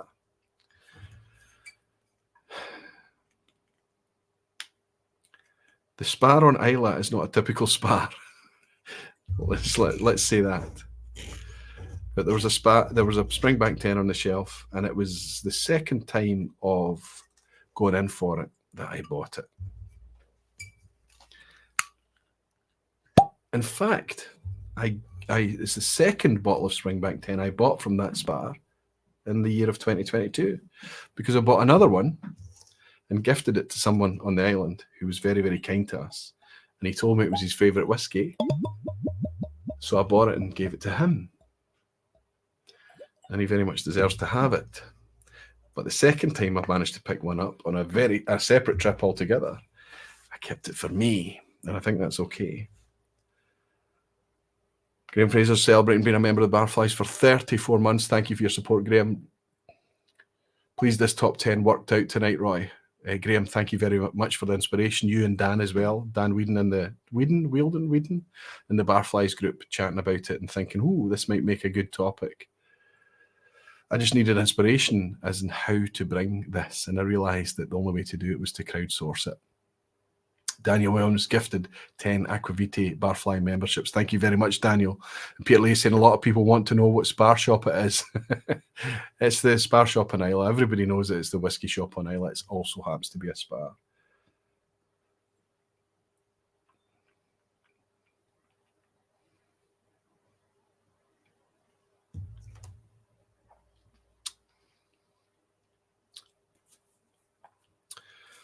That is £52 whiskey all day, every day, twice on a Sunday. Gorgeous liquid. Gorgeous liquid. Springbank deserves to be number one. I'm sorry if it's boring for you. I'm sorry if you could have predicted it. I'm sorry if it's dull. Oh yeah, Springbank wins again. I'm sorry. But when something's done the way we ask, exactly the way we ask, again and again and again, the worst thing we can do is tell them that it's boring or dull. What they're doing is amazing. And everybody else should be looking at what they do and working out what they can employ in order to catch up on the huge gulf between number one and everybody else, because it's massive. Massive. Molasses Mike is here.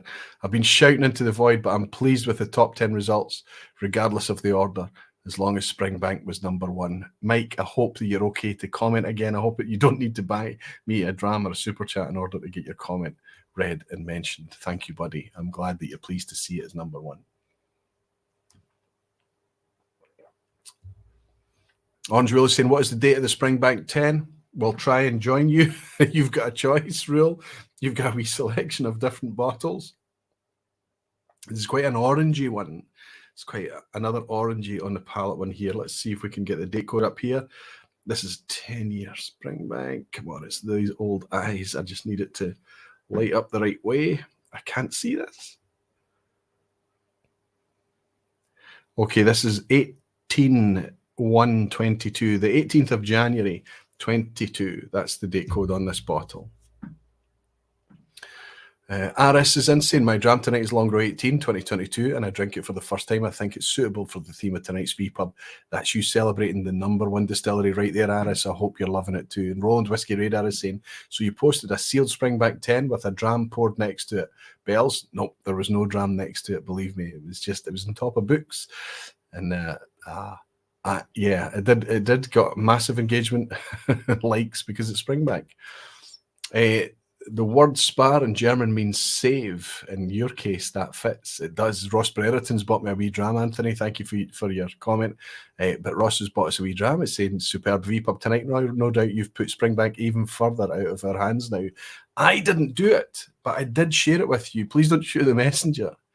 We need to do it. We need to celebrate this success that they're having. The liquid, the quality of the liquid, the fact that we understand and we're capable of appreciating how high the quality is, and the fact that we're willing to queue up and pay for it. Jimmy Legacy is their absolute devotion to never change. That inspires me to stay exactly the same. Fair play to you, Jimmy. I understand. It's a good call. Best Springbank marketing team ever. Us, says Greg's Whiskey Guide. Well done. I think you're absolutely right. And I think that's true for all of the zeitgeist in whiskey. I'm not talking about an individual commentator, an individual group or team or website or party or channel or whatever it may be. I'm talking about the community. I'm talking about everybody. I'm talking about consensus. Saxo Scott is saying a toast to distilleries without shareholders. Aye, that's a very good point. Ebhead Rolfie is saying, plan to say just hi and go to bed. 2 hours later, I'm still here. Great show again tonight, Roy. Very interesting list. Now, good night. Will I see you in a few weeks' time, Rolfie? That would be amazing if I could see you in Limburg at the end of April. Non-Jewel is saying, got it. Cork is coming out. Brilliant stuff, real. Brilliant. So there we have it. So I'm going to finish up tonight because I think I've got a few takeaways, and I think this is the most interesting thing. So our Springbank is #1. Let's bring it back up here and show you here. Absolutely deserved. I think most of you agree. Whiskey and Wine Trails. Tom has bought me a dram. I don't want to miss that. Now that the dram has been concluded, I'm heading out now for a steak dinner. Cheers all. See you next week. Enjoy your steak, but come back for some takeaways that I have, because I think that these are interesting takeaways. The first thing I'm going to talk about here, Tom, is the fact that remember, this is not my list. I keep saying it. I'll say it over and over again. This is consensus. The number of Campbelltown distilleries that made it into the top 25, 3, all of them made it in. What's more compelling than that is that they all made it inside the top 6. Something's magical happens in Campbelltown. We understand this, but they all made it in there. So let's contrast that a little bit as Bud buys me a very generous dram. This exercise was brilliant, Roy. Thank you for crunching the data for us. We should do this every year and just see how things evolve over time. I've got ideas, Bud, but in the meantime, before I share that with you, I'll raise this glass to say thank you. Always great to welcome you in here, Bud Jenkins. The number of Islay distilleries in the top 25, 7. Now, currently we have 9 distilleries on Islay, but Ardnahoe hasn't released any whiskey yet, so that leaves 8. Only one distillery didn't even get mentioned in the top 25 tonight, and that's Bowmore, one of the most legendary distilleries that makes Scotch whiskey. Now, I have done tours at Bowmore. I have tasted directly from casks at Bowmore in #1 warehouse. I have got bottles of Bowmore on my shelf that will make you just your eyes will roll into the back of your head in pure bliss. Wonderful liquid. Yet the stuff that comes out in their core range, pathetic. I have to say it. It's not representative. It's a disgrace to what that distillery makes. The only one missing in the top 25 from Islay is Bowmore. That is whiskey available. Incredible. Number of Highland distilleries in the top 25, 11. So we've got 25 distilleries in a list, and 11 of them are from the Highlands. Now that breaks down into 8 from the mainlands and 3 from the islands, but that's compelling. And it's not just about number of distilleries there, because Highland distilleries, more or less, are pretty close in count to Speyside distilleries. Speyside remains the most dense area. But that is amazing. 11 Highland distilleries versus, I don't know if I've listed Speyside distilleries, but I'll tell you just now that it's 4. We had Glenfarclas, we had Craigellachie, we had Glenallachie, and Benromach. There is not a space cider in the top 10. What's happening there? Number of lowland distilleries in the top 25, 0, but that's understandable because we have a whole region in a point of renaissance trying to climb back. We only had on and off Auchentoshan and Glenkinchie. Interestingly, Glenkinchie's on that list that I started with tonight, but we're not talking about a place to go and visit. We're not talking about one of the four corners. We're talking about liquid to enjoy, and it doesn't make it in the top 25. Not even close. But it's changing. Lindores, Kingsbarns. Look at what's happened at Daftmill. Daftmill would be clean inside this top 25 if we could get the stuff, no doubt. Look at Loch Lee. Even Ailsa Bay. Bladnoch, the Renaissance at Bladnoch. So many more. The lowlands will make their mark in this list. No doubt. Today, it's 0. What about the number of Diageo distilleries in the top 25? Well, I mentioned them. We talked about Talisker, we talked about Caol Ila Lagavulin, and we talked about Clynelish. But the highest place that it could get was number 19. So if we talk about the big four, Diageo, Pernod Ricard, Edrington, and Grants, let's make it the top 5. Let's include Beam Suntory in there as well, the big 5. If we remove Diageo, how many other distilleries from the big 4 make it into the top 25 if it's not Diageo's 4? 0. Nothing from Grants. Nothing. Nothing from Pernod Ricard, which is ridiculous. Nothing. Nothing from Edrington. No mention of Macallan. No mention of Highland Park. Add Beam Suntory in there. We've only got Lefroy. That's it. Only Lefroy. Something is being half-assed. We're not talking about geeks. We're not talking about enthusiasts. We're talking about consensus. I'm going to put this list out there to make it bigger. The number of distilleries in the top 25, all of them. All of distilleries are in the top 25 because they follow a path of natural, fair, and available. It's not difficult. Number of new distilleries in the top 25. Brand new distilleries this century: Glengyle, Ardnamurchan, and Kilchoman. 21st century distilleries, 3 of them in the top 25. So it's not about making whiskey for 200 years and tradition and all the things that you read on the outside of boxes. Top 10 distilleries with a focus on natural releases. 10. 10 out of 10 focus on natural releases, or at least have a focus. I would say the only caveat in that list is Glen Scotia. That's in the mix there, but with Victoriana, with the new double cask, more and more they're moving closer towards natural releases, and that's why it's getting buy-in. That's why it's getting traction. 10 out of 10. Number of distilleries with a focus on 46% ABV and higher. For obvious reasons, 10. 10 out of 10. Number of distilleries in the top 10 with a focus on affordable, available releases. 10. It is not Springbank and Kilkerran's fault that you cannot get their product. It is their success. It is their celebration that we cannot buy their product easily. It's changing, it's sticking. And even the Springbank, the 10-year-old, even if you have to go to auction, these days you're not paying too much more over the retail price. So where now? Where do I take this now? I don't think that this thing can be an aquavitae thing. I don't want it to be an echo chamber. I don't want it to just be a reflection of my community. But there's an argument that I should share the whole entire 117 distilleries with you and share where their position is, share where they fall. Keep that vote open permanently so you can go in and you can change your mind as your journey moves along in whiskey, and you can modify your rankings forever. It never closes. The poll never closes. It stays open. And in that way, that list is live, and it moves, and it measures the consensus of the whiskey-loving community. It can't stay in aquavitae. It can't go on aquavitae.com. It can't go on my website. But it could go on Dramface. Dramface could host that.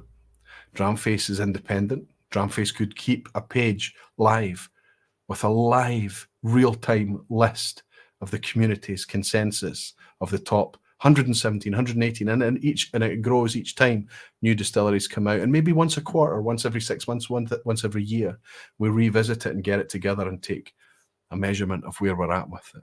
Maybe we just refresh the list every month or every quarter. I don't know, but that could be done. We could also do a mirror list. Most disappointing distilleries and rank that. It would look a wee bit like the inverse, perhaps, of the most popular, but I don't think so. I think it's going to be much more complex than that. Much more complex. You could argue that Macallan is going to do very well on a popular list, and it's going to score very highly on a disappointing list as well. And other distilleries too, maybe Bowmore and others. Jimmy Legg is saying tremendous plan, Aquavitae. Rick de Meyer is saying I would swap Lefroy with Glengarry if I were to put a Suntory brand in there. You're not alone in that. A wee bit surprised at Glengarry, but be interesting to see where Glengarry actually sits in the top chart of 117, right? Rather than me just sharing the top 25 with you, Rick. Anyway, that's my idea. That's what I'm thinking about. I think it's worthwhile. I think I'd like to do it in Dramface. Marco is saying, what a fantastic idea. Ian Bruce is saying, Peter Snow type meter coming. Nelswood is saying, worst distillery would open a whole can of Worms Aquavitae. I don't, we have to do it carefully. We have to do it with thought. And I'm not going to just steamroller in there. We'll talk about it. But I think there's scope for it. And I think it needs to be done. There is a quiz at the end tonight. I have been going for 2 hours and 20 minutes. It's not a neat vPub, but I think it was an interesting vPub. And hopefully if you're picking us up on the replay, you've been using the chapter markers to make your way through. I wanted to share those takeaways with you. I think they're interesting. Whiskey Raider Roland is saying, Bunnahabhain focus on affordability, sadly, is only true for the standard 12, though. Okay, leaving out the non-age statements. The 18 and 25 are too high-flying, also delicious. That's not just Bunnahabhain, Roland. That's right across the board now. 18, 25 and beyond. They may be delicious, but they're not easy to afford. Don't discount Bunnahabhain non-age statements. I think there's interest in there. I think it's fantastic. Jimmy Legg has bought me a very generous dram. My goodness, let me just say that I hate travelling. I would never come to Scotland if it wasn't for the whiskey people. So many of you have encouraged me. I hope I hope to shake many of your hands in the autumn. Heartfelt thanks to you all, even Roy. Jimmy Legg, I'm not getting emotional because of the nice words and the fact you're coming to Scotland. I'm getting emotional because you bought me a big fat dram. Thank you, buddy. Thank you for the kind words. I can't wait till you're here. I can't wait to get together. If it's September, we need to make something happen while you're here in September. Cheers, Jimmy Legg. We'll even call it Jimmy Legg Fest. Okay, we do have a quiz at the end, as I promised. Stick with me. I think it's worthwhile. I think it's a good quiz. I think it's a quiz that we've got a chance at. Recent quizzes have been a wee bit tricky. I accept that, but you've had fun with it. So let's see what we can do today. I need to skip ahead of all these things that I don't need and get to the quiz. Here we are. How are we doing? Let's make it a bit bigger, like the quiz always is. Listen, remember, if you're still in here, over 350 of you in, still at the end, thank you so much for hanging out with me tonight. We're way beyond 500 at some points tonight. It's wonderful to have the support. I know why you were all here tonight, because this was an interesting thing to cover. But still, you're listening to me for over 2 hours, and I really do appreciate it. If you're thinking of staying for the quiz at the end, please do. If you're thinking of slinking off, that's fine, but you might miss a wee bit of fun. And you might miss wee nuggets of knowledge. Remember, it's always just open, multiple choice. You're only keeping your own score. You're only playing against yourself.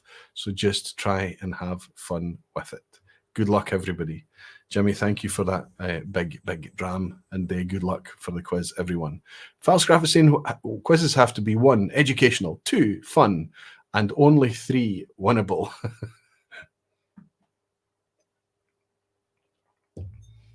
I can guarantee you winnable, educational, fun are both up for debate, Klaus. But if you're hanging about, you can tell me. Good luck, everyone. Here's question number 1. What is made by the sea? What is made by the sea? Is it A, Talisker 18-year-old, B, Johnny Walker Green Label 15, or C, Bunnahabhain 12? What is made by the sea?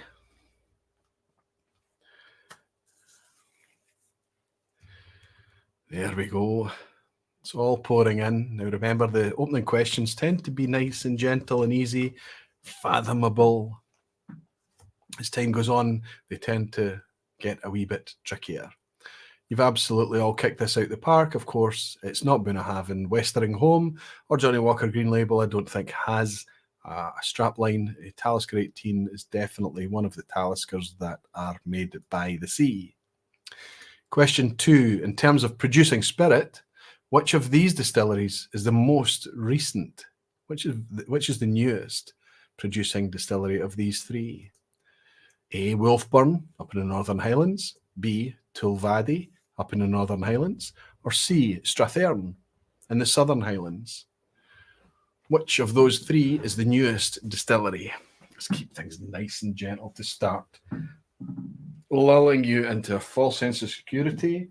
I'm wearing slippers tonight, and one of my slippers fell off, and I'm looking around to see where it's fallen to slip it back on my feet and keep my feet warm.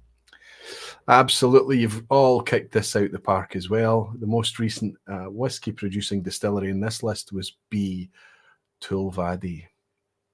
I thought it was Tulvadi, though it seems.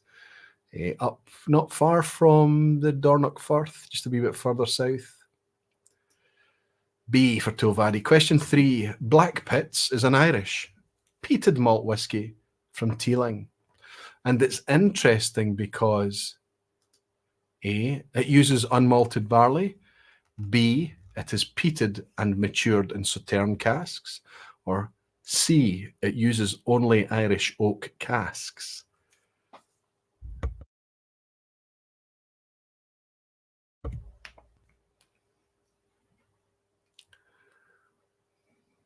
Black Pits is an Irish peated malt whiskey from Teeling, and it's interesting because either it's A, it uses unmalted barley, B, it's peated and matured in Sauterne casks, or C, it uses only Irish oak casks.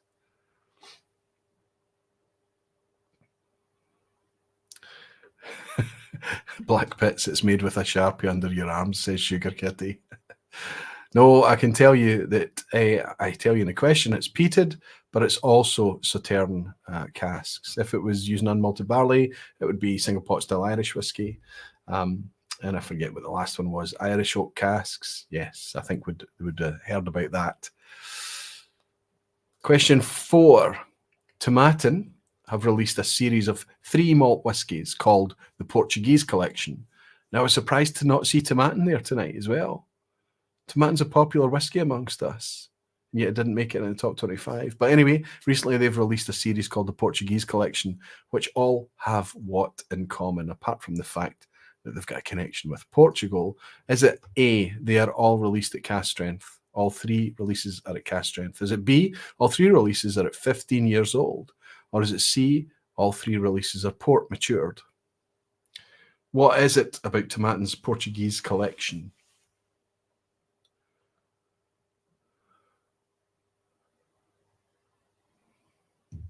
A, all cask strength, B, all 15 years old, or C, all port matured?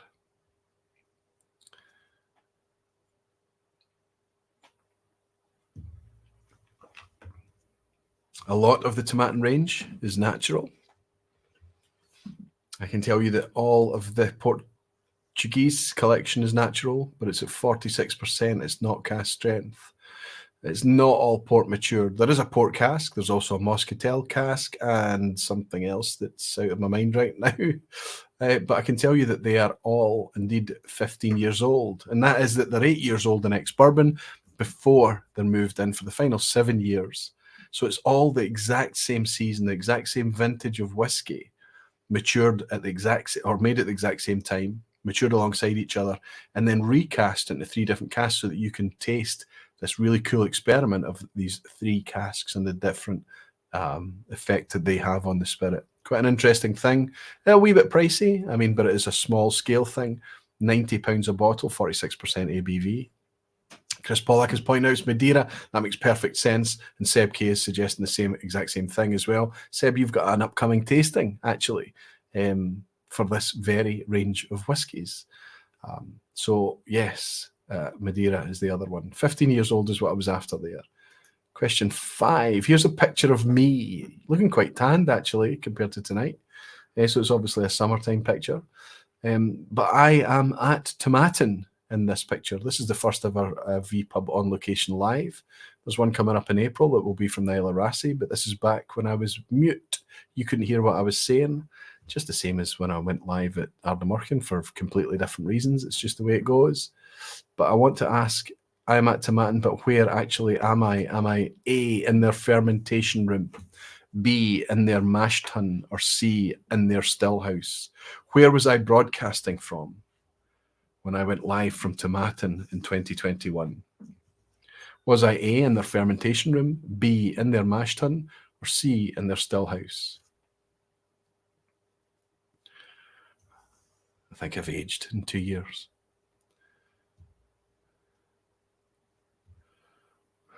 Daniel Williams is saying, I remember it well. James Morgan is saying B, but safe. Absolutely. I'm not in their fermentation room or their still house. I am, in fact, inside their mash tun, and you can see the huge rake in the background giving that away. This is a disused mash tun with the side cut off. Really cool thing to see when you tour Tomatin, and that's where we were able to do the live stream from back in July 2021. Superb, good stuff. We move on to question 6. So we Dramface logo here. Who has released a 25-year-old recently in their Hebridean series? It's bottled at 48.1% ABV, and it has an RRP of £345. Who has released that? Is it A, Tobermory on Mull, B, Bruichladdich on Islay, or C, Jura on Jura?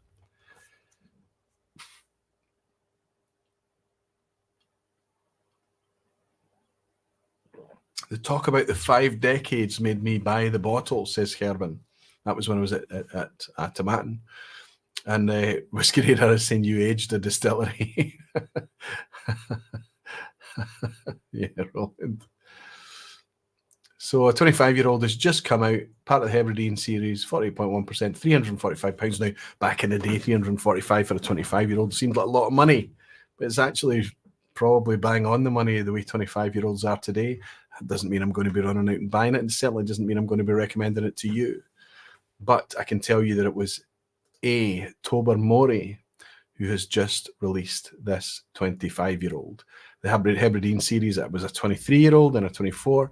The most recent one that's come out is now a 25-year-old. Anybody that tunes into Dramface might have picked up that news story a couple of weeks ago, but aye, there you go. There's a theme to the quiz tonight.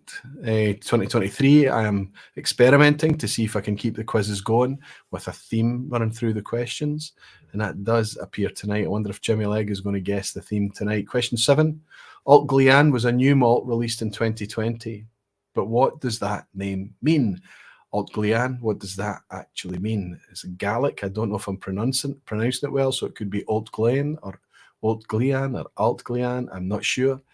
But it was a new malt released in 2020. I'm just asking you, what does it mean in English? Does it mean A, milk burn, B, Old Glen, or C, milk glen?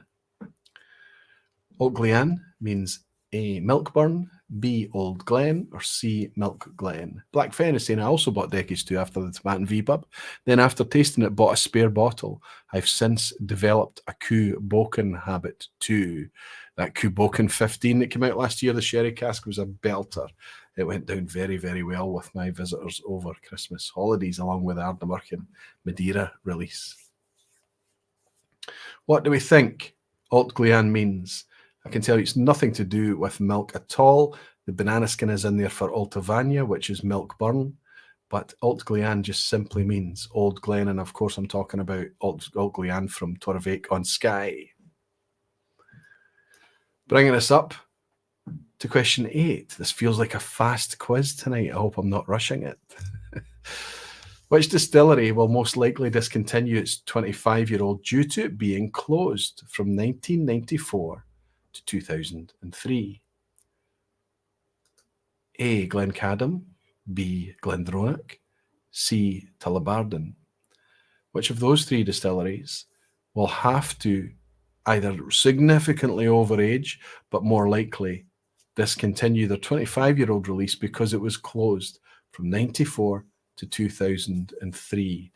This is where the theme, if you've sussed the theme tonight, it will help you.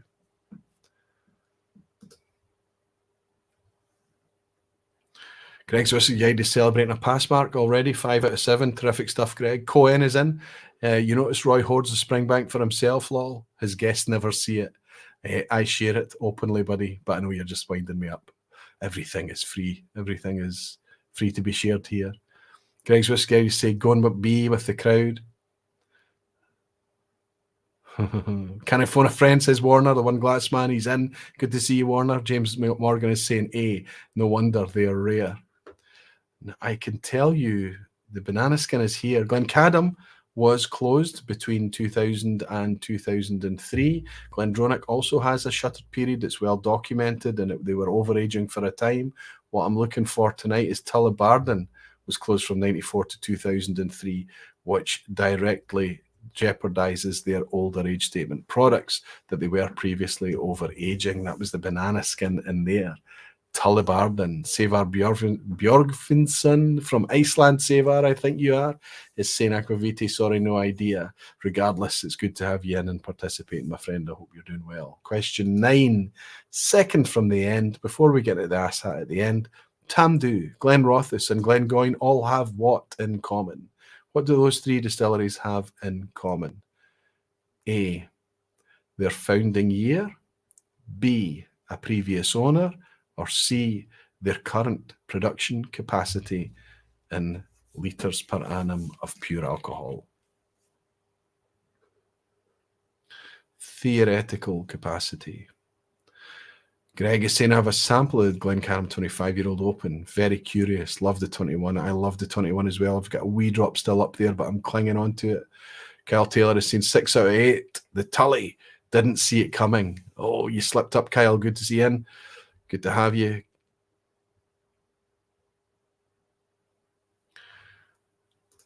People starting to guess with this one, but I think most of them, Seb K saying B, guess.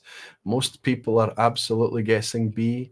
Previous owner, yes, Tamdhu, Glenrothes and Glengoyne were all very recently owned by Edrington. The founding year is quite vastly different between the three distilleries in the current production. Glengoyne is 1 million litres. Glenrothes is about, it's big, 5 million, 6 million litres. Tamdhu is 3 or 4. It's quite a bit bigger. So yes, I was looking for the previous owner being Edrington is the thing that tied them all together. So before we get to the asshat at the end, let's see how the scores are going. Ryan Mercer is saying, damn, sorry to hear, Ryan. 7 out of 9 for Helen and Don McCausland, though. Terrific, along with Nicholas. Bruno Martins, all on 7 as well. Greg's Whisky Guide, not sure, he's guessing C. Malt Minion Chuck is on a 6. Tabitha Adams on an 8. Terrific. That's the highest I've seen so far on an 8. I was thinking that maybe somebody could have sneaked a 10 out of 10 tonight. Maybe not. Jerry Miller is complaining about Ass Hattery, and Gerben is saying, my first live quiz and already a 7 out of 9. Well done, Gerben. Terrific score. Sugar Kitty, there's another 8 popping up there. Terrific stuff. Always scoring well. Andrew Butler is there. He's got his 9 out of 9. And he's keeping his fingers crossed for the asshat at the end, Andrew. Terrific. Alistair McPhail, the man, the birthday boy. 9 out of 9. You've got to get a 10 out of 10 tonight, buddy. You've got to do it. You and Andrew, come on. Okay. The asshat at the end is an asshat tonight. Absolutely. Let's see what it's all about. Tonight's theme was Scotch malt distilleries beginning with the letter T. I don't know if anybody worked that out, but that was the theme tonight. How many of the Scottish tea distilleries were founded in the 20th century? How many of the tea distilleries were founded? That is just simply Scottish malt distilleries beginning with T. How many were founded in the 20th century? That is currently operating ones. A. Is it the same as the number of Inverhouse distilleries? B. Is it the same as the current number of Campbelltown distilleries that are active, or C, the amount of years of maturation required in the US in order to label the whiskey as bottled in bond. So bottled in bond is a labeling legislation that they have in the States that needs a minimum amount of years of maturation, along with a season, along with a single distillery, along with bottling at 50% ABV, along with naming the distillery and naming the bottling plant if it's different from the distillery. But how many years I'm talking about for it to be bottled in bond? Or B, is it the same as the number of Campbelltown distilleries, or is it A, the same as the number of Inverhouse distilleries? I think that this is potentially one of the easiest asshats there's been for a while, if you know your beans. Andrew Pearce is saying, so 5, 3, or 4. We'll go for B. He's going for Campbelltown distilleries. I need to watch for Andrew Butler and Alistair McPhail here. Okay, I can tell you that the amount of Scottish tea distilleries founded in the 20th century was 4, which is C. The amount of years of maturation required in order to label a bottle of American whiskey is bottled in bond. So, did we manage the 10 out of 10? Tamnavillin, Tom and Tell, Tonmore, and Tullibardine are the 4 20th century founded Scotch malt distilleries. Daniel Williams, 8 out of 10. Fantastic, Daniel. Ryan Mercer, he's just saying, got it. Malt Minion is saying 6 out of 10. Pass mark though, Chuck. Well done. Cal Taylor, 8 out of 10. Close. Brilliant score. Oh my goodness. It's jumped just as I was. Where was I? Where did I get to? Tabitha Adams, Ben Stahl. Good to see you, Ben. Fantastic. Gino Camo on a 7. Ben is on an 8. Tabitha Adams on an 8. Mark Mackin on an 8. Whiskey Radar Roland 7. Rob Smith 6. Craig G, yay, celebrating a 6. Fantastic. Lassie Hot Yachtsman is insane 7. Matt F on an 8. Nicholas on an 8. Penny Vries on 7. Bruno Martin's on 7. Aris Moose on 6. Jerry Miller 7 out of 10. Going to cry in my Glencairn. It's a great score, Jerry. Settle down. It's brilliant. Sugar Kitty on 9. So close. Gerben on 8.